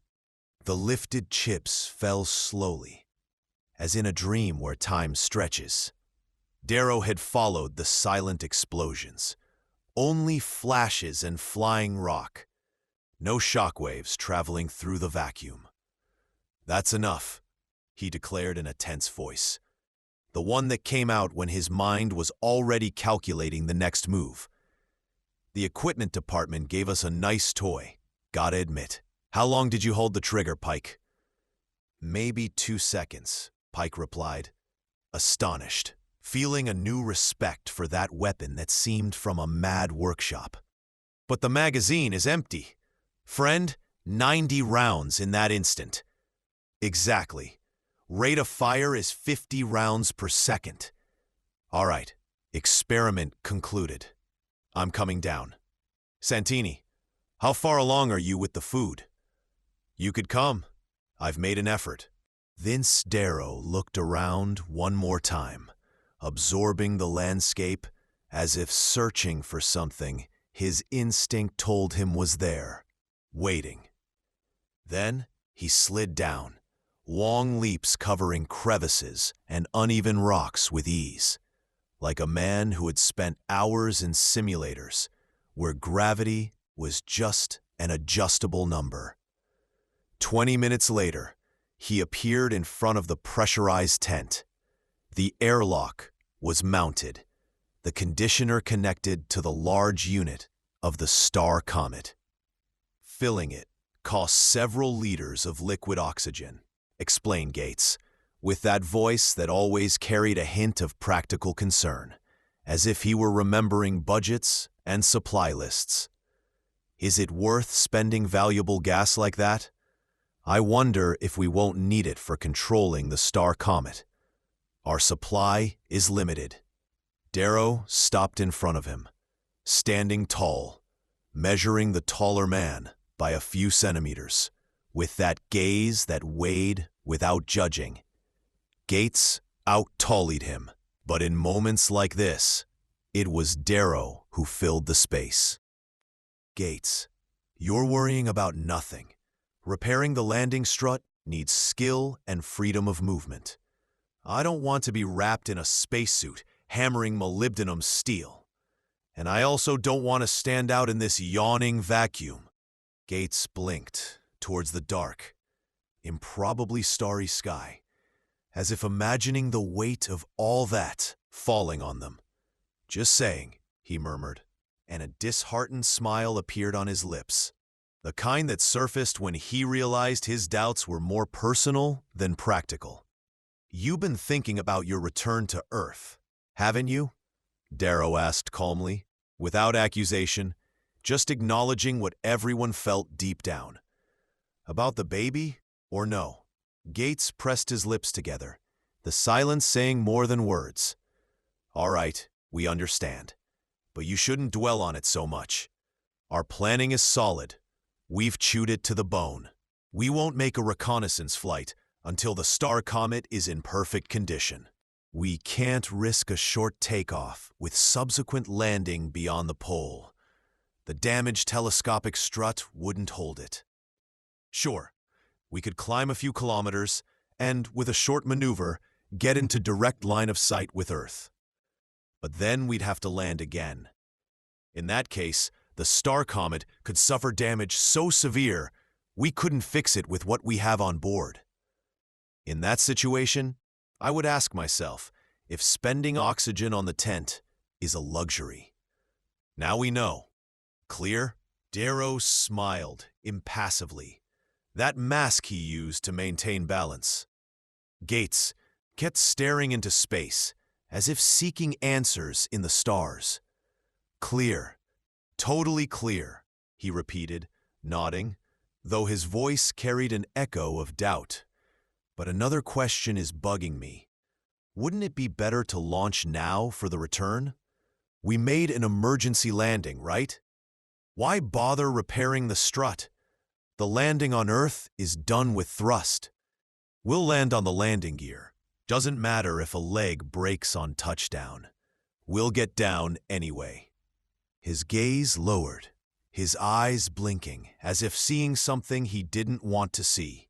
Darrow didn't lose patience, nor clarity. Only his tone became a bit sharper, barely perceptible, like a knife sharpening just enough. Gates, your idea is feasible, but it brings an unnecessary risk. Let me put it this way. We have a task here, and a cracked leg isn't going to tempt me to launch. Besides, his face became inscrutable, as if recalling a bad dream. Besides, I have this uneasy feeling we didn't end up here by chance. There's something to clarify first. Gates reacted instantly, his blue eyes apologizing without words. Pike started to smile. The matter seemed settled, as if the weight in the air had lightened a bit. All right, forget my words. Gates coughed, the burly man rubbing the back of his neck. It was just an idea. After eating, we'll look for the interference transmitter. I have the basic data. I'll feed it into the electronics later. I'm curious, Darrow nodded. All right, let's see what our doctor prepared. A disgruntled snort was heard in the helmets. Santini explained neatly why the culinary art, so simple for masters, was basically a domain of chemical processes. It sounded logical, but something didn't quite fit, as if he were trying to convince himself more than them. Darrow stopped in front of the landing zone, still warm, from residual radiation under the STAR Comet's thrusters. Ahead hung the wide mesh basket of the extended winch. The long arm of the crane emerged from the open hatch of the cargo hold, right below the cabin. Darrow had avoided the folding rungs along the hull. For that, they would have had to pass under the separated legs, near the thruster, still emitting a subtle radioactive hum. Someone will have to forego the high jump for now, Darrow declared, with a forced smile. The kind that surfaced when he wanted to lighten up, but his mind was already on the next thing. His eyes sought the faces of the two men. Ah, Pike, be so kind as to stand guard outside for a while. I'll relieve you in half an hour. Up there on the slope is a good spot. Good visibility. We stay in contact by radio. Max Pike said nothing. Darrow's grave voice had told him enough. However calm the commander seemed on the outside, something was stirring within, an instinct that wouldn't be quieted. Before Pike left with his weapon ready, Darrow said in a drawn-out tone, "One question. Are you still thinking about that info that a manned rocket from the Asian Federation launched just before us?" "Caught it," Darrow confirmed, his eyebrows raised slightly. It could be that someone wants to verify our accident in person. In my opinion, the interference transmitter is near the polar region, so keep your eyes open. Our automatic radio goniometer scans all wavelengths. If we hear weird tones, something changes here. He looked around with feigned boredom, as if checking the weather on a normal day. Up in the STAR Comet's cabin, Santini felt a sudden chill. He suddenly felt uncomfortable, exposed. He was the kind who took risks for science, but unexpected complications like this threw him off. Troubled by heavy thoughts, he listened to the whir of the crane motor. Darrow and Gates reached the cabin. On the lit screens, Pike's diminishing figure could be seen. Finally, he disappeared into the darkness of an outcrop sheltered from the sun. Moments later, a hiss was heard in the airlock. Pressure equalized. When they entered, Santini showed a somewhat tense smile, as if trying to convince himself everything was under control. "Hello," he said weakly. "Nothing on the radio goniometer, just your chatter." Darrow took off his spacesuit, feeling the relief of the fabric against his skin. Gates' face was drenched in sweat. With groans of pleasure, he rubbed his itchy back against a wall strut. "Oh yes," he sighed. "This is like paradise on Earth." "On Earth, they'll have written us off as missing," Santini said quietly, as if the words escaped him unintentionally. Gates's groans stopped abruptly. "They will," Darrow confirmed calmly. "They will, but not for long. You have my word. After eating, we start with disassembling the leg strut." Santini thought of his wife, of the quiet nights that seemed from another world now. Gates of the baby, of how time ran differently down there. No one said it, but everyone knew it. It was a situation that needed a firm hand and an iron will. Darrow had both, and something more. That ability to see the entire process, step by step, without being carried away by the fear gnawing in the background, and perform the necessary switching. It only took him 5 days to repair the broken landing strut. 5 days in which the lunar silence seeped under the skin like a memory you don't want but can't shake. Another 24 hours were enough to assemble and load the lunar armored vehicle, that tracked tank that seemed from a workshop where engineers had dreamed of conquering dead worlds. After a deep sleep, induced by pills that blurred the edges of exhaustion and left the mind clean like a freshly wiped blackboard, Vince Darrow and Max Pike set off. The vehicle had been tested on terrain that would have made any Earth machine weep. It knew no obstacle it couldn't bite through and spit out. Every bolt had been checked by men who lived for that. Guys with tired eyes and hands that knew more about metal than people. It was an unarmed transport, all-terrain, with a spacious cabin for 4 and a plastic steel dome that darkened when the sun beat down too hard. In the cargo area behind, they only carried tools and spare parts. Darrow wasn't here for scientific investigations on this trip. First, survive. Second, contact Earth. The vehicle's transmitter could pull with the reactor's full power. 12 kilowatts were enough to shout all the way to Nevada fields, no problem. They had been rolling for 24 hours when the sun truly began to set, a sickle receding as if it too were in a hurry to leave. They weren't far from the pole. With that would come the direct line of sight with Earth. They were in their suits, but with the helmets retracted over their shoulders. The pressurized dome was as safe as the STAR Comet's cabin. That special plastic would only yield to a force no one on Earth had yet achieved. Max Pike squinted his pale blue eyes forward. The jagged peaks rising like rusty blades set his nerves on edge. "Leibniz Mountains, for sure," he said, his voice tense, as if pronouncing the name could summon them. "Hold on." Darrow cut the power. The hum of the electric motors died, leaving a silence heavier than any noise. The generator idled down inside its radiation shielding.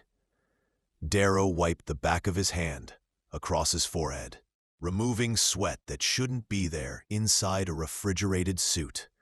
Without a word, he took out his sunglasses and cleaned the dark lenses. The ultraviolet light was starting to really hurt. He looked at the mountains. The tip of his tongue touched his chapped lips. Just 8 more kilometers. Who'd have thought? You could almost touch them. We're in Huseman Crater, still hidden from Earth. Another 15 and we pass the pole. But not this way. We have to veer left, east, or we'll dive headfirst into the Leibniz foothills. That won't be a picnic. Pike's dirty finger jabbed the map. In the full light, his broad face looked more sunken than ever. The freckles like rust spots on old sheet metal. The trip was too long for any man not named Vince Darrow. For him, it was almost a joke. If they could have gone straight, they'd have been there long ago. But they had to skirt plateaus and canyons, as if the moon itself wanted them to suffer. On the map, the route looked like a drunkard's scribble. Darrow cleared his throat and passed him the water bottle without looking. We turn. Leibniz is a mess. I don't want to get into those canyons. We're on the eastern part. The main massif is to the west. We'll pass clean. Pike drank as if the bottle were the only thing anchoring him to reality.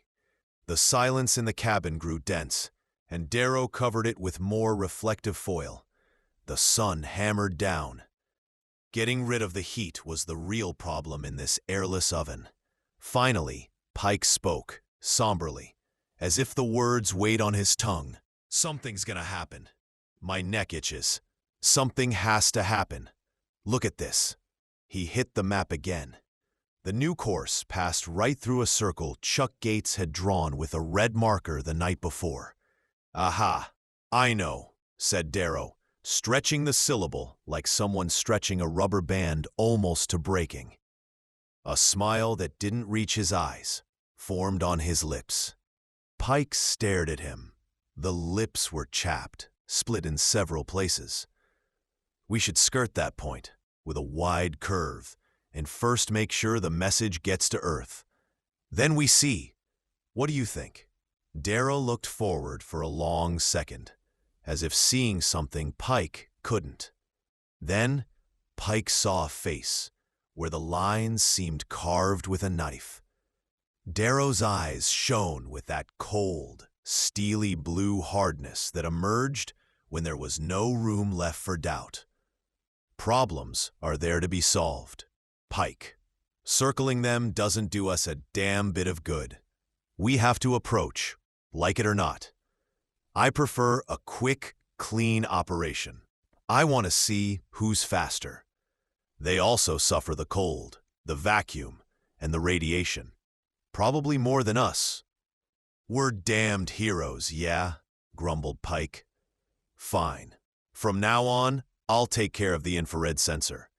At the slightest beep, you drive like the devil himself is chasing you." His hands instinctively sought the weapon. They now carried the heavy automatics, based on the same principle as the big machine guns, but in a portable version. Darrow engaged the gears. The engines roared, and the tank started moving. They skirted the crater wall and came out onto a wide plain of rubble. Dust rose in columns behind the tracks and fell almost instantly, with no air to hold it up. 6 seconds later, the sun appeared whole. The lunar curvature made everything happen fast. They crossed the line of direct sight without incident. And there was Earth, a huge, almost full crescent, hanging low over the northern horizon, like a promise that hurt to look at. They didn't talk much. Fatigue had carved grooves in their faces. The maneuvers were quick, almost nervous. Both felt the same. It was now or never. Darrow deployed the parabolic dish. Pike connected the reactor at full power. The transmitter reported ready, while Darrow aligned the antenna. Earth sat right in the center of the automatic sight. Darrow swiveled the seat awkwardly, as if he struggled to remember how to do something so simple. In front of him, the indicators trembled. All in order. He brought the microphone close. "Ready?" Pike asked hoarsely, the heavy weapon gripped in his hands like a rosary. Darrow nodded. He turned on transmission. In the speaker, only the normal noise of space could be heard, that distant whisper of stars that never sleep. A barely perceptible smile touched his lips. Then he spoke, calm, precise. "Major Vince Darrow, commander of the STAR Comet, calling Earth Control Nevada Fields. Repeat, Major Vince Darrow, commander of the..." It came suddenly, like a hammer falling from a cloudless sky. The green transmission pilot light intensified into a blinding glare that bathed the cabin in a sickly, ghostly hue.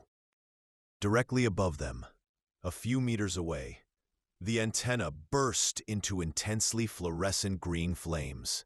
So bright, Darrow groaned and covered his eyes with his hands. It happened in absolute silence. A wide, undulating hemisphere of fire formed on the flat roof of the vehicle. The sun became a pale blur. Everything blurred. Before Pike could scream, the radio equipment crackled, as if something were crushing it from within.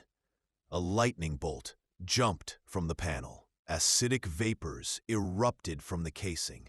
Small flames licked the insulation. Darrow's kick came just in time. He cut the connection to the reactor. Darrow's hand struck Pike's helmet a second later. Fresh oxygen entered the big man's lungs, and the scream caught in his throat. Vince Darrow sat still in his seat, as if the entire world had passed by without touching him. The green glare disappeared as quickly as it had come. Not a flicker remained. Only the melted antenna, like wax, and the smoldering transmitter said something had happened. Something that didn't fit any manual.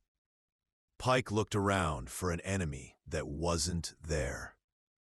No cannons, no figures, just vacuum. The hiss of the dry foam extinguisher made him jump. Darrow was putting out the fire with a calm that set his nerves on edge. Pike began to curse. Low, constant, like a prayer in reverse. The fire went out. The conditioner swallowed the vapors. Fresh oxygen entered. They had lost several precious years.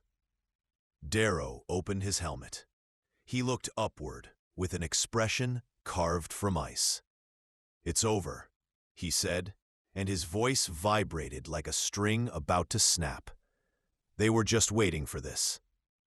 "Holy God, what was that?" whispered Pike, sinking into the seat. "A very funny way of telling us to shut up. Don't ask me how they did it. I'm as lost as you are. I only know the glare appeared with my first word. That means they had an automatic radiogoniometer watching for us. It activated instantly." Pike swallowed a concentrated tablet. His eyes had hardened, the engineer awakening under the skin. "Are you okay, at least? I always took you for the star pupil of the academy." "Not today," said Darrow, and a bitter smile twisted his mouth. "Not today. You just spoke like a cheap comic book. A fully automatic radiogoniometer? Do you realize what that implies? We were working with a directed beam, Pike. How the hell did they track the impulse so fast?" The antenna was pointing into the void. "But that's the least of it. Do you have any idea of the energies they handled for that green glare?" "Don't make me answer, or I'll sound raving mad." "We were under a force field," Pike insisted. "I saw it clearly. A green finger came down from there, and goodbye antenna. Vince, I swear that doesn't exist. I could swallow anything. Directed discharges, whatever. But this is beyond me." Darrow didn't move. His eyes burned. "Then we dreamed it," he said, and it sounded as if he were speaking from far away. "My head also reached its limit. Someone heard my transmission instantly and acted instantly. The how, I don't give a damn about right now. I don't understand it with what I know. What's important is that someone wants us trapped here. I'd bet my life they wouldn't let us take off a single kilometer with the STAR Comet. Don't ask. I feel it in my bones." Pike turned even paler. "You're the coldest son of a—" He swallowed. "Nothing else? I just acknowledge what needs to be done. Unanswered questions, I park. We don't waste time on them." Pike nodded weakly. Color returned to his cheeks. "Okay, head in the sand." He laughed without humor. "Though I don't understand anything anymore. If it didn't seem like absolute madness, I'd say it was a force field. But how do you raise a force field in a vacuum? Without poles, without anything? Who wants to erase us from the map? And with what? The Asian rocket that launched before us?" Darrow suggested, watching Pike closely. Pike smiled. His heavy hands hung between his knees as if they were no longer any use. "Forget the stories, old man. Neither you nor I believe it. I don't care about anything anymore. I'd swallow a rusty nail if the Chinese have something like that. It was overwhelming. Okay, I'll shut up. Plan?" Darrow smiled in that special way, the one Pike knew as Alarm Level 1. "Go, look, and don't let our guard down for a second. Don't let them catch us off guard. I don't see another way. If we stay put, we suffocate in a few weeks. If we launch, they shoot us down. That's simple." "Negotiate?" Pike asked without much conviction. "I'd love to. The question is whether those people negotiate. What happened doesn't invite coffee. Why didn't they let us talk? Humanity already knows we landed. Cutting us off like that is pointless, reckless. If they'd wanted to kill us, I'd understand. But this seems like the work of madmen. They want something more." Pike started whistling again, off-key and nervous. "In the end, they'll kill us anyway," he said. Slowly, when we run out of air, he fell silent. His forehead wrinkled. "Okay, Commander, I'll plot the new course. A short stroll through hell. 8 hours, and we're there." He swiveled his seat. Then came Darrow's retort. "First, we sleep 8 hours exactly. Then we shave properly. I don't want to look like savages." Pike looked at him as if he'd grown another head. "Shave? Did you say shave? The Asians don't have our strong beards. It might bother them." Darrow explained with a smile that chilled the blood. Max Pike felt a shiver that didn't come from the lunar cold. What the hell was the commander plotting? Just 30 kilometers beyond the pole, the infrared sensor beeped like a dog scenting blood. Something big, hot, alive, was down there. Right inside the red circle Chuck Gates had drawn on the map with a trembling hand the night before. They left the armored tank behind and continued on foot, climbing over rocks that looked like broken teeth of a buried giant. The annular wall rose over 600 meters, a black scar cutting the sky. A crater impossible to see from Earth. A secret the moon had jealously guarded until that day. Half an hour later, after navigating the last outcrop, the portable locator started screaming for real. They were on top of the other ship. And then, Max Pike fell apart. He buckled at the knees, as if his legs had been cut. He placed his gloved hands on the gray dust and let out a sound that wasn't a laugh, a broken noise that echoed inside his helmet and reached the intercom like an echo of madness. Vince Darrow didn't open his mouth. He crouched instinctively behind a rock, but soon felt his will falter. Just seeing it had been enough. That was the final blow for nerves already hanging by a thread. No, this isn't. Pike repeated over and over, like a scratched record. Darrow straightened up abruptly, his fists opened on their own. With more force than necessary, he pushed his friend under the cover of a boulder. Pike snapped out of it. Sweat fogged his visor. Darrow turned on his helmet fan. Pike needed it more than air. Calm down, don't lose your head now. Breathe.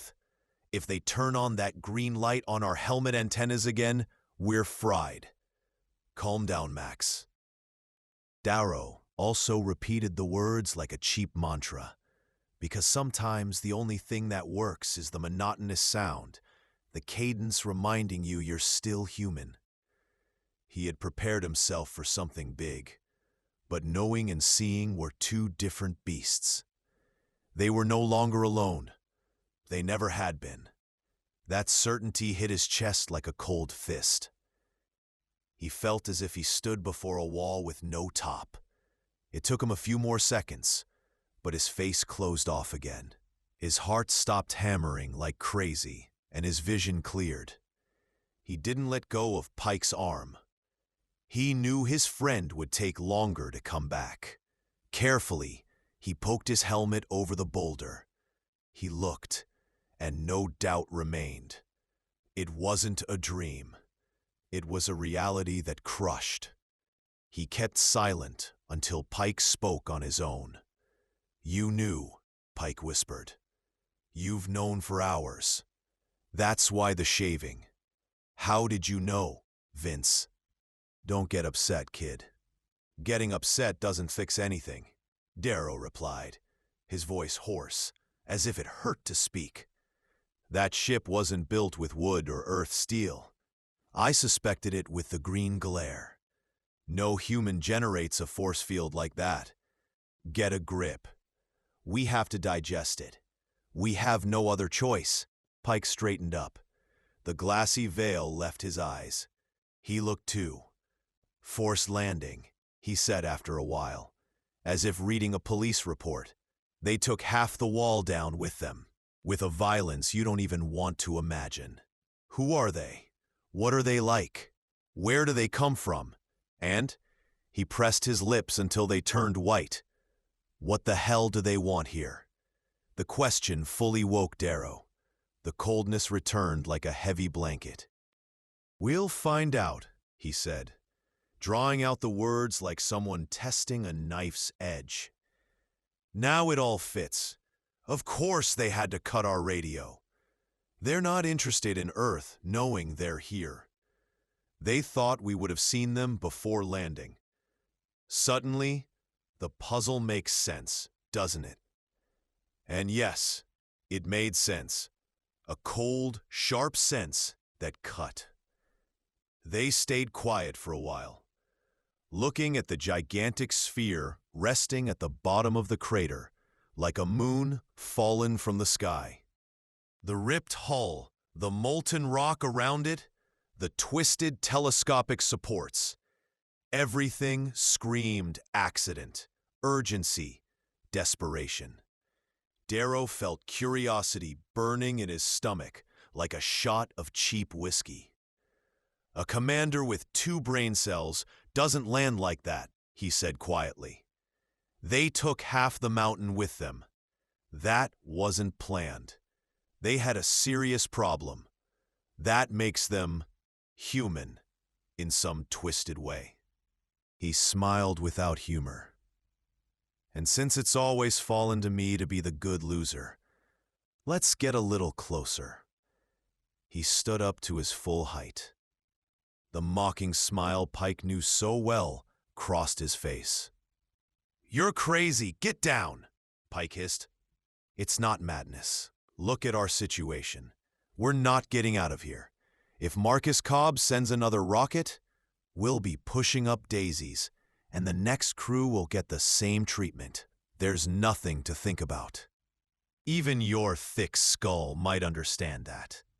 Curiosity roared in Darrow like an old engine that refuses to die. It was that eternal question that drives men to stick their heads where they shouldn't. What's behind the wall? Suddenly, someone laughed.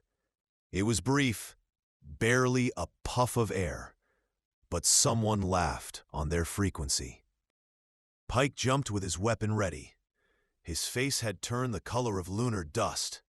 "You heard that too?" he whispered. "Someone's listening, damn it." "What did you expect?" A calm, serene voice answered inside their helmets. "Why do you think I've avoided long speeches? Of course they're listening. The fact they haven't fried our helmet transmitters means they're smart. They know with this, we can't even get to the corner. Crushing logic. Let's go." Pike stood frozen. The weapon hung slack in his hand. "Go if you want. I don't feel like smiling at intelligent squid or 3-headed bugs. I'll stay." Darrow's face hardened. "You've read too many cheap magazines, my friend. The idea that the alien must be monstrous is childish. Science doesn't think like that. There are brains on Earth who've said for years that other intelligences exist, and they don't imagine drooling monsters. So cut the stories and come. I'm not ordering you, but come." Darrow turned and stepped out of cover with long, measured strides, like a man walking to his own judgment. The automatic hung loose from the strap on his right shoulder, hands open at his sides. He wasn't gonna turn humanity's first contact into a shootout. That would be dirty, sad, miserable, unworthy of a man who prided himself on thinking clearly. The closer he got, the larger the sphere loomed, easily 500 meters in diameter. The landing legs were columns of alien steel with bases as wide as houses. He smiled to see that, in the end, they solved the same problems with similar solutions. He heard Pike's agitated breathing behind him. Then, the big man's shadow joined his. Pike said nothing. Darrow thanked him silently. They kept walking more slowly. Above them, the hemisphere eclipsed the sun. The shadow was deep, cold, absolute. "If they launch now, they'll turn us to dust," Darrow said calmly, pointing at the enormous nozzles of the equatorial ring. "Those are propulsion mouths. The ground is vitrified around them. I estimate 2 million tons at terrestrial launch. How do you lift something like that?" "I recommend a giant firecracker," Pike muttered, sarcastic, taking refuge in black humor because it was all he had left. Darrow sensed a war council was being held inside the ship. They would be disoriented too. They knew they could erase them from the mat with a button, and they hadn't. That was a foothold. They stopped right where the absolute darkness under the hull began. Darrow threw his head back until his neck hurt. Pike spoke loudly, with the voice a man uses when he no longer cares. Under your ship are two ferocious beasts, with hunger in their bellies and fear in their throats. Good day. I'm Max Pike. You had the kindness to force us to land nose first. We've come to present the bill. Silence. Darrow felt his throat dry up like paper. Pike's outburst was so absurd it almost worked. They didn't speak further. Darrow had to make an effort not to grab his weapon. Pike already had his gripped as if it were part of his body. Then came the glow. The same intense green as before, but this time soft, almost gentle. Darrow flinched. Against his will, the automatic slid into the crook of his arm. His mouth hardened. Trembling inside, he slung it over his shoulder. First contact had just begun. Get rid of that thing, now, Darrow hissed through clenched teeth, not taking his eyes off the white opening that had just appeared in the curved wall. I've told you 3 times. The automatic lowered slowly, as if it weighed a ton, and hung loose from the strap again. Pike let out the breath he'd been holding for minutes. Something like a tongue of solid light emerged from the opening. It touched the ground noiselessly and unfolded into a wide, smooth, slightly glowing ramp. It stayed there, still, inviting.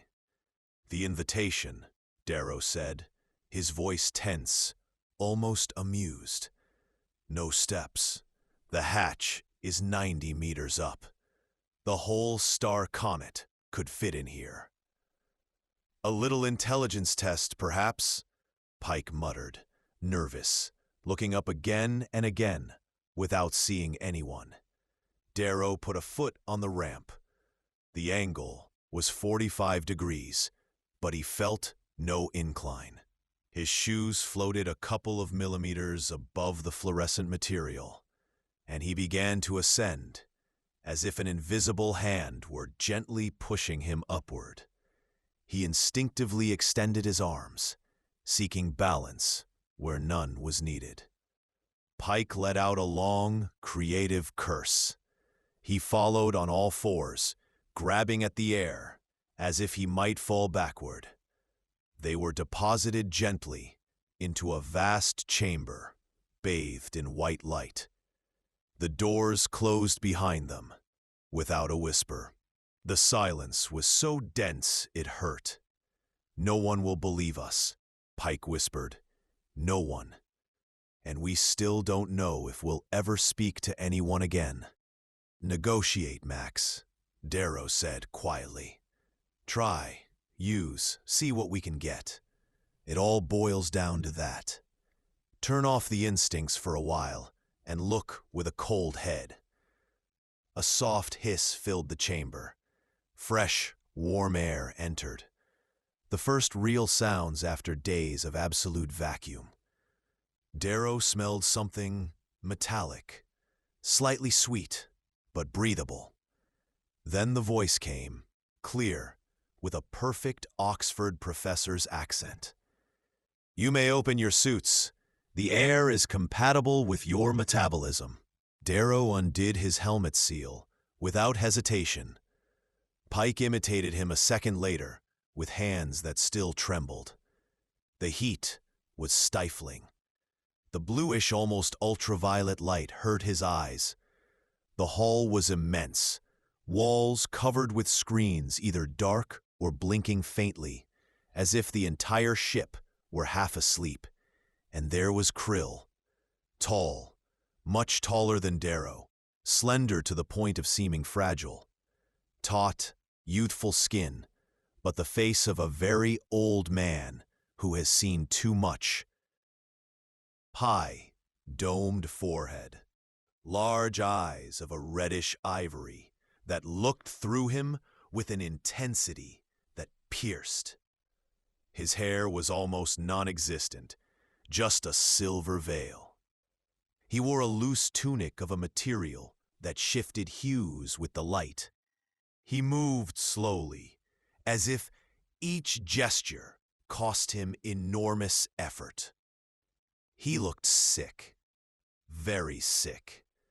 Beside him, two Teclarians lay on low bulks, watching oval screens where hypnotic geometric figures formed, changing color endlessly. They didn't look up when the humans entered. Not a blink. It was as if Darrow and Pike were furniture. A heavy, almost palpable drowsiness hung in the air. Those beings were absent, lost in their own dreams. Then Kyla entered. Darrow felt something tighten in his chest.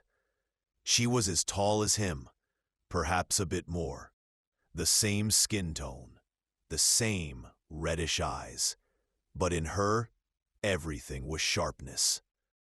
The narrow, perfect face, cold as winter lake ice. The white silver hair pulled into a severe bun. The form-fitting clothing, black with red symbols that glowed faintly on her chest. Rank, authority, contempt. She glanced at them once, like someone brushing off a bothersome fly. She said nothing. None was needed. The message was crystal clear.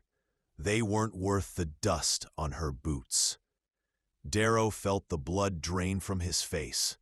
Never, not in the toughest academy interrogations, not facing generals who looked at him like an insect, had he felt such pure, absolute, indifferent contempt.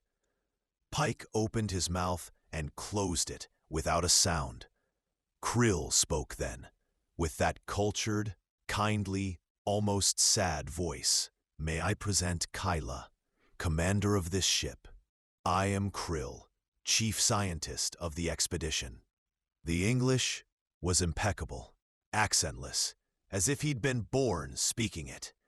Darrow inclined his head slightly. It wasn't reverence. It was acknowledgement that he stood before someone who, despite his weakness, still retained dignity. "Major Vince Darrow, United States Space Force. This is Captain Max Pike. We represent humanity, or at least the part that arrived first." Krill smiled with ancient sadness. "You arrived just in time," he said, "and perhaps too late for us." Kyla took a step forward. Her voice was pure ice. "They are primitives. They should not be here, but fate has a cruel sense of humor." Darrow didn't look away. He felt Pike stiffen beside him. "Primitive or not," he replied calmly, "we are here, and your ship is broken. I think that puts us on the same side of the board." Kyla looked at him as if a cockroach had just spoken. Krill raised a slender hand, conciliatory. "Enough, Kyla. We need help. And they are young, full of life. Perhaps they can give us what we have already lost."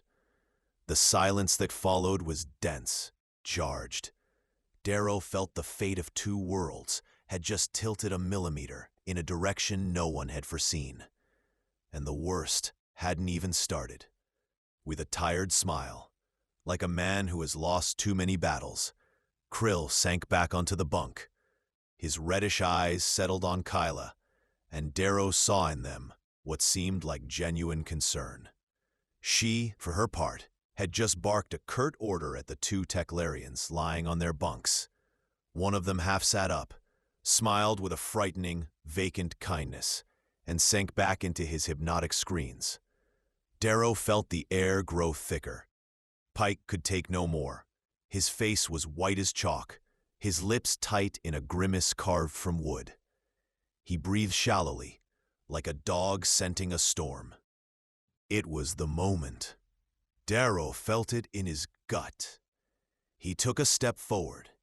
His helmet hung open behind him. Kyla spun like a spring. Her right hand flew to her wide belt. A motion so fast it seemed a whip crack. Darrow looked her in the eyes. If hers were icy fire, his were steel fresh from the forge.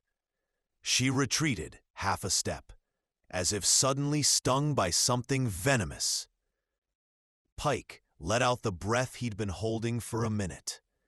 He knew that look of Darrow's. Either the storm would break, or the world would change its axis. Darrow walked past her, without even brushing her. Kyla moved aside as if he smelled rotten. Krill watched, expectant. When Darrow stopped before him, the old man closed his eyes for a second, like someone preparing to receive news he's waited for his whole life. "Sir," Darrow said, and his voice sounded softer than it ever had in his life, "I know you understand me, and because I know that, everything else becomes secondary. My name is Vince Darrow, Major of the Space Force, Commander of the STAR Comet. You forced us to land nose first. I'm not here to complain." "One more step and you die." Kyla's voice was a whip crack of contained fury. Darrow turned his head slowly, unhurriedly, and gave her a half-smile that held nothing kind. Kyla was enveloped in a shimmering halo of energy. Her eyes had turned a frightening golden red. Darrow began to understand. It wasn't just contempt. It was something deeper, more ancient. The absolute certainty that she belonged to a chosen race, and he was little more than a monkey with tools. Krill spoke weakly. "I am sorry. I could not prevent it. We were not prepared for this. According to our latest data, the third planet was a backward world full of primitive creatures. You have changed much since our last visit. We did not come to contact you." "Out," ordered Kyla. "Right now. What you are doing violates the law. I am forbidden to engage with beings below sea level. Out." Something broke inside Darrow. A cold, clean anger without shouting. "And why did you let us in?" he asked quietly. "That is not your concern." "It was my idea," said Krill. "There's a special clause. When the life of a scientist is at risk, contact with young races is permitted. My illness has given me that margin." "I understand," said Darrow. "You need help." Kyla let out a sound that was half laugh, half snarl. "They are too young and too eager." Krill murmured, "Are all of your species like this?" Darrow twisted his mouth. "Do you have no doctor on board? Why is no one helping him?" "There is no cure," Kyla cut in. "And now get out. You have humiliated me enough." Pike let out a "huh" that sounded like pure disbelief. It was so theatrical, so unreal, it almost hurt. Darrow took off his helmet completely. He dropped it to the floor with a metallic clang that echoed in the hall. He looked Krill in the eyes. "With all due respect, Commander," he said, and his voice was pure ice. "I have a brain that works, and I see a ship full of people sleeping awake. If this is the pinnacle of your civilization, something is failing spectacularly. Those two over there," he pointed with his chin at the apathetic Declarians. "On Earth, they'd be in a padded room with heavy medication. You and the Commander are the only ones who still seem alive in here. And you are sick. Very sick." Kyla went white as paper. Behind her, two humanoid robots materialized with a low hum. Articulated arms, cannon muzzles, heads without eyes. Darrow didn't even blink. "Tell the truth, even if it hurts," he continued. You know it as well as I do. If it bothers you that a savage says it, you shouldn't have opened the door. Darrow's finger was on the trigger. Pike had taken cover behind a bunk, his weapon ready.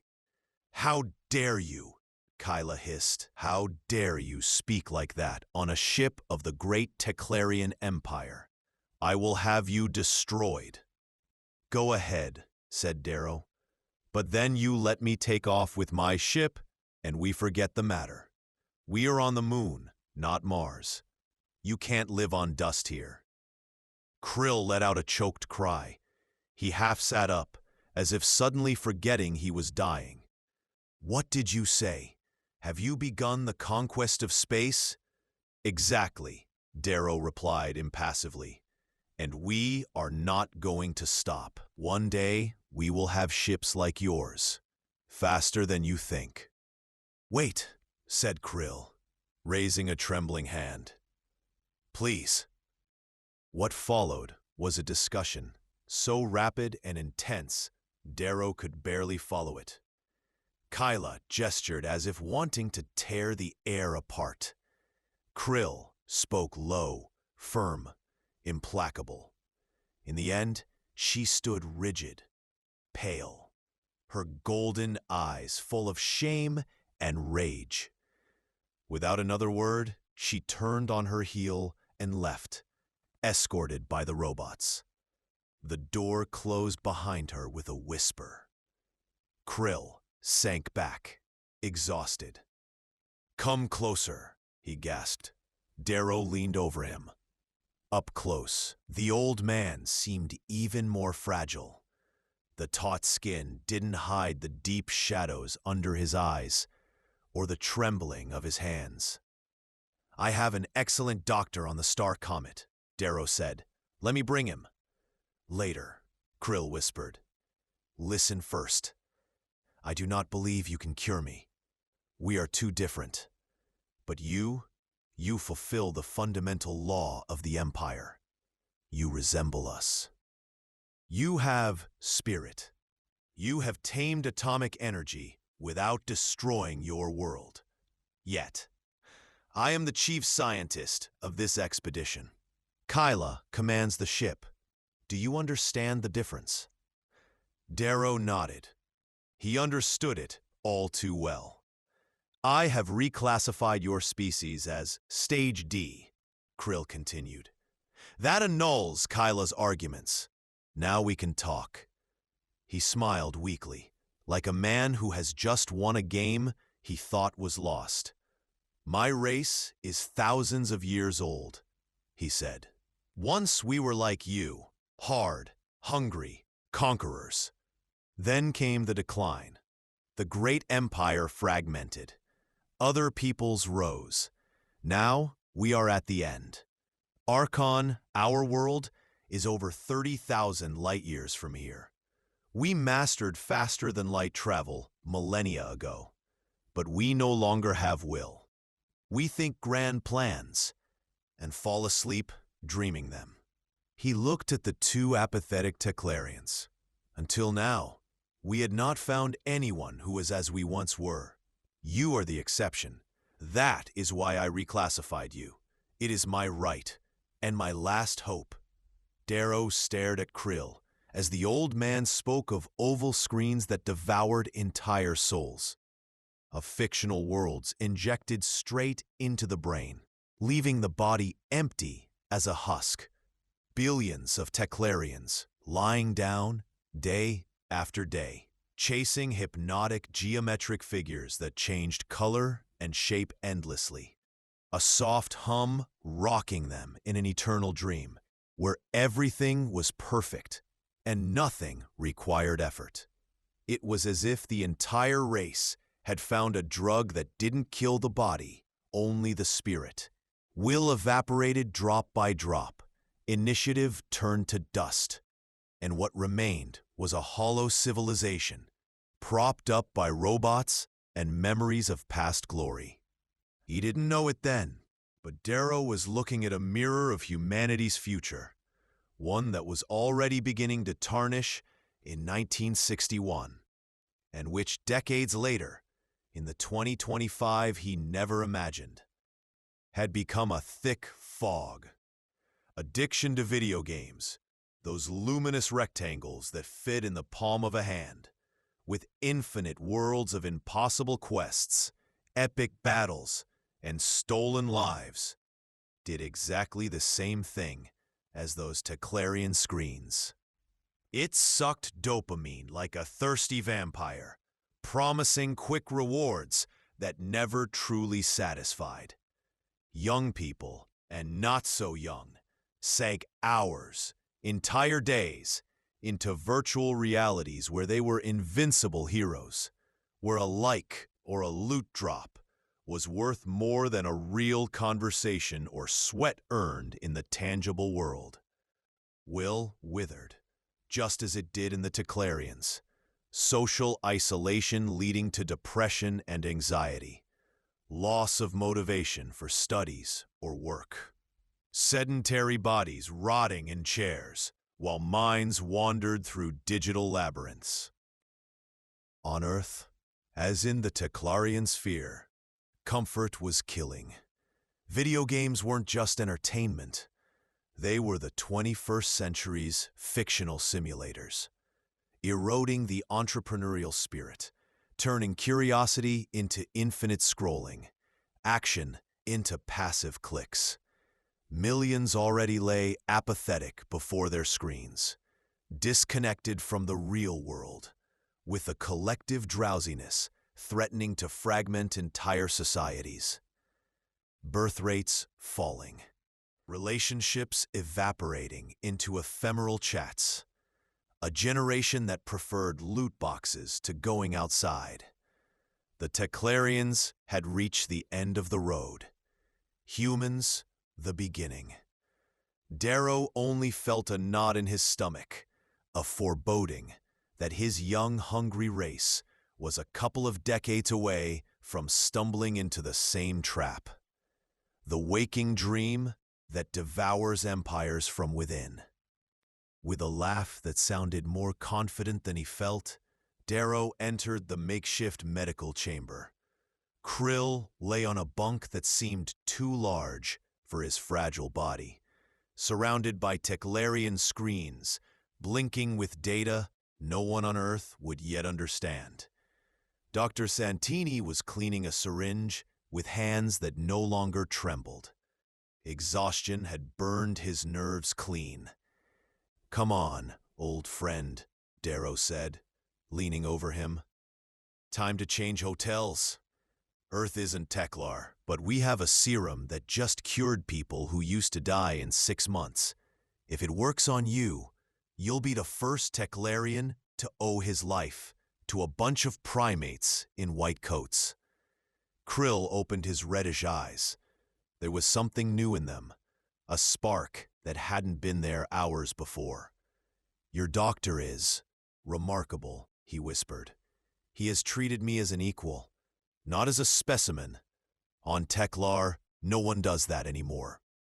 Santini shrugged, uncomfortable. "For me, he was just another patient with acute leukemia. The rest is politics. I just cure." Darrow looked at Kyla, who had appeared in the doorway like a white shadow. Her arms were crossed, her knuckles white from clenching. 60.5 tons, she said without preamble. "Everything you asked for. Machine tools, matter reformers, gravity neutralizers, a portable structural generator, and the special device. Do not ask what it does. You will find out when you need it." She paused. Her voice dropped a tone, almost human. "And the serum. If it kills him, I will kill you, Major Darrow." Slowly. Darrow looked at her without blinking. "If it saves him, Commander, you and I will have a very long conversation about who is truly the primitive here. Deal?" She didn't respond. She just turned and left, the robots following like faithful dogs. An hour later, the STAR Comet was loaded to the brim. 60.5 tons of technology that smelled of the future and dangerous promises. Pike had checked the tie-downs 3 times, cursing under his breath each time he touched something he didn't understand. Gates didn't speak.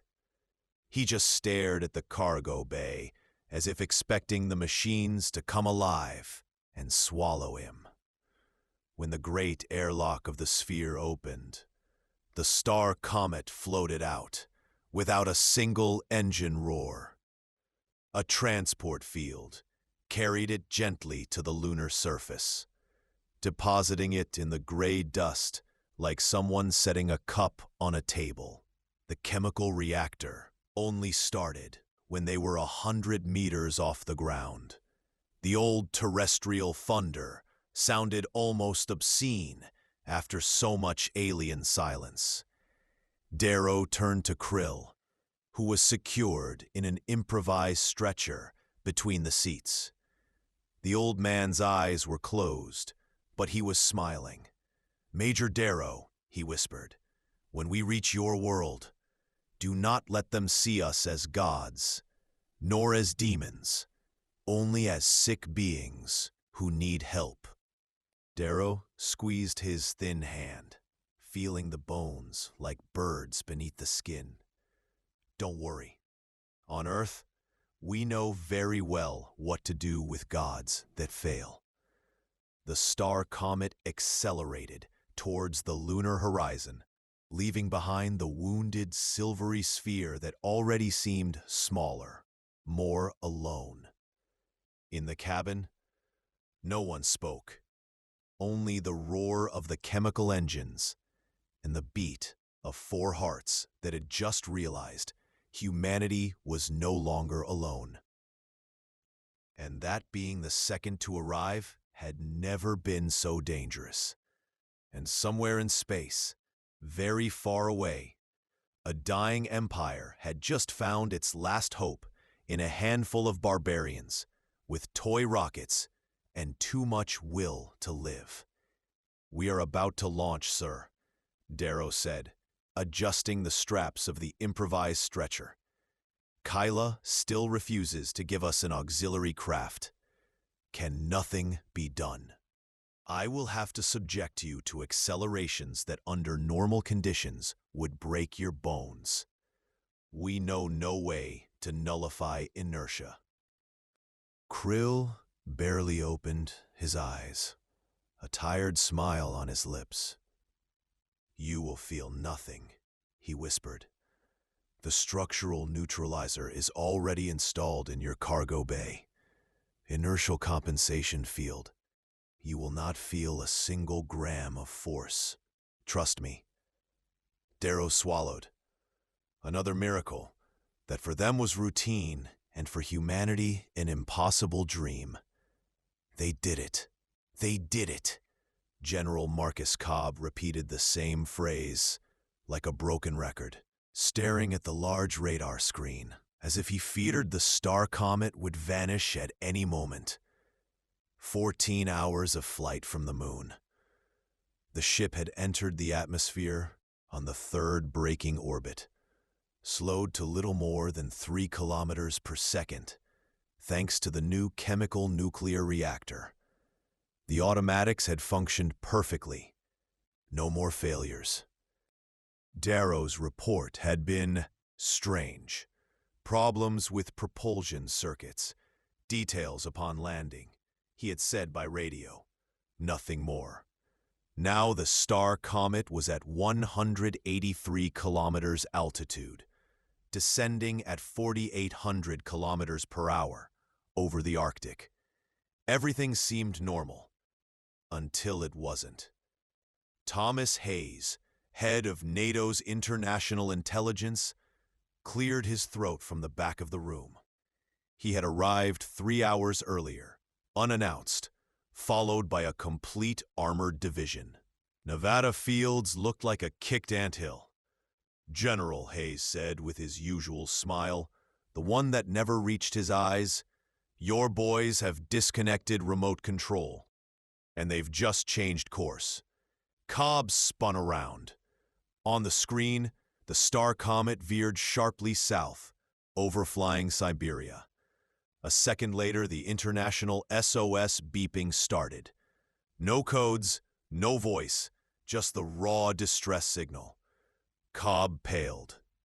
Hayes was already giving orders. Maximum alert.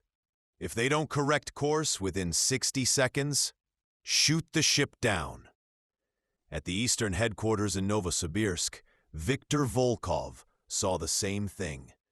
His fingers stopped millimeters from the red button that would have launched 7,000 nuclear warheads.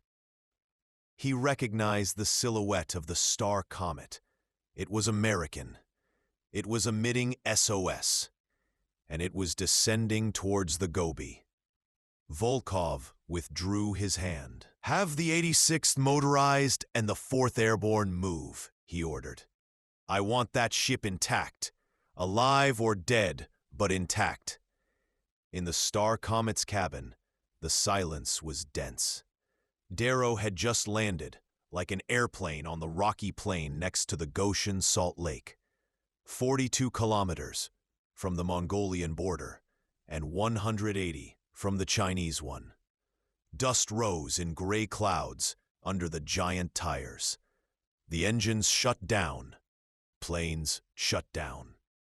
Darrow rose from the pilot's seat with a quick motion and drew the automatic from its holster. The muzzle pointed directly at Chuck Gates's chest. Gates froze. Pike didn't move.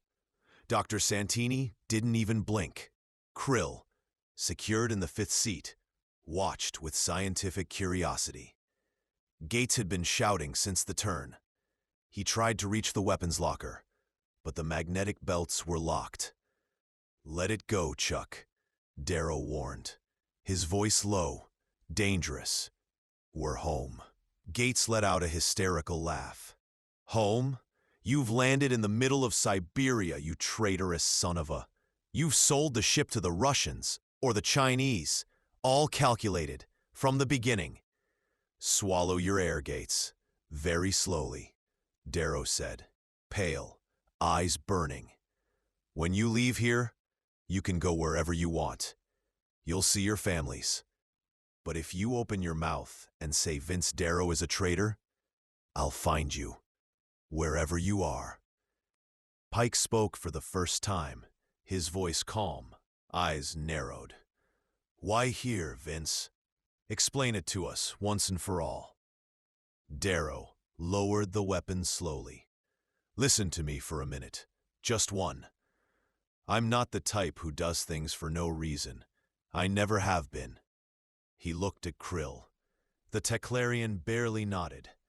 "The STAR Comet no longer matters," Darrow continued. "It's a toy compared to what we carry inside. 60 tons of technology that can stop an atomic war or start one. A sick being who can change the fate of 2 galaxies. And a secret that, if it falls into the hands of Washington, Moscow, or Beijing before we're ready, will destroy us all." He paused. The desert burned outside the windows. "There are no flags here," he said. "Only sand, salt, and time. Time to cure Krill.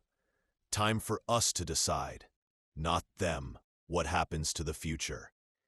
Because if we return to Nevada now, Hayes will cut us open. If we go to Moscow, Volkov will do the same. And if we go to Beijing, you can't even imagine." He looked at Gates, then at Pike, then at Santini. "This is no longer America versus the East. This is humanity versus itself, and versus what comes after." Krill spoke for the first time since landing, his voice weak but clear. "He is right, Major Darrow. The third planet has just entered adulthood, and adults choose their own path."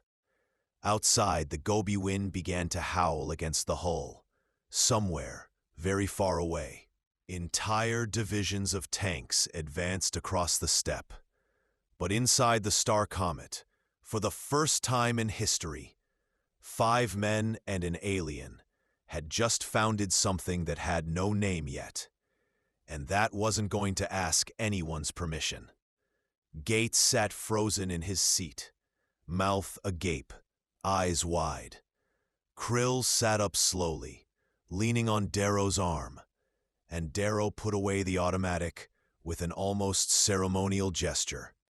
"Chuck," Darrow said quietly, "we have good intentions. The best.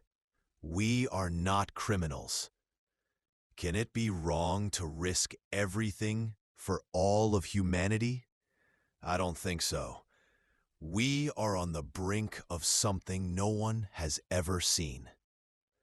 No one is going to spit on Krill. You have my word." He opened the outer hatches. The Gobi air entered like a hot, dry whip, laden with salt and dust. It was exactly what Teclarian lungs needed after months of sterile recycling. Darrow stepped out first. The sun hammered down. The desert stretched to the horizon, empty, infinite, perfect. No dust columns could be seen in the distance yet, but they would come soon. Russian, Chinese, Mongolian tanks, all wanting the same trophy. They didn't yet know what the STAR Comet had truly brought. They still thought in flags. Darrow closed his eyes for a second. He saw images that couldn't be memories. Entire fleets of human ships rising like living mountains. The roar of thrusters shaking planets. A single Earth government. Real peace. And somewhere far away, stars saluting with respect. It was a vision, but he felt it in his bones. In the cargo bay, a Teclarian artifact began to emit a low, constant hum, like a heart that had just awakened. The third power had just been born. Darrow smiled at the blinding blue sky. With 2 fingers, he tore the Major's insignia from his epaulet and let it fall into the red dust. Major Vince Darrow had just resigned. The end.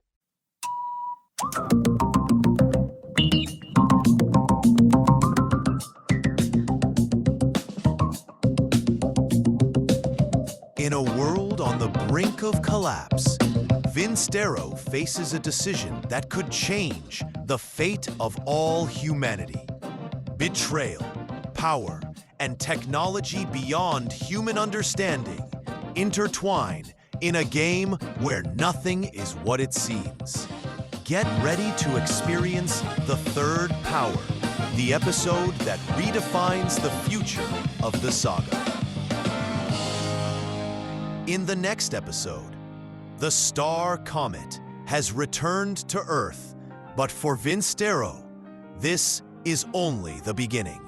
The real problems and the deepest conflicts are only just starting. Darrow will attempt to master the Teclarian super technology to forge something that could unite humanity once and for all. The Third Power. And remember, if you enjoyed this audiobook, don't forget to leave a comment and give it a like so we can keep creating more episodes of the Vince Darrow series.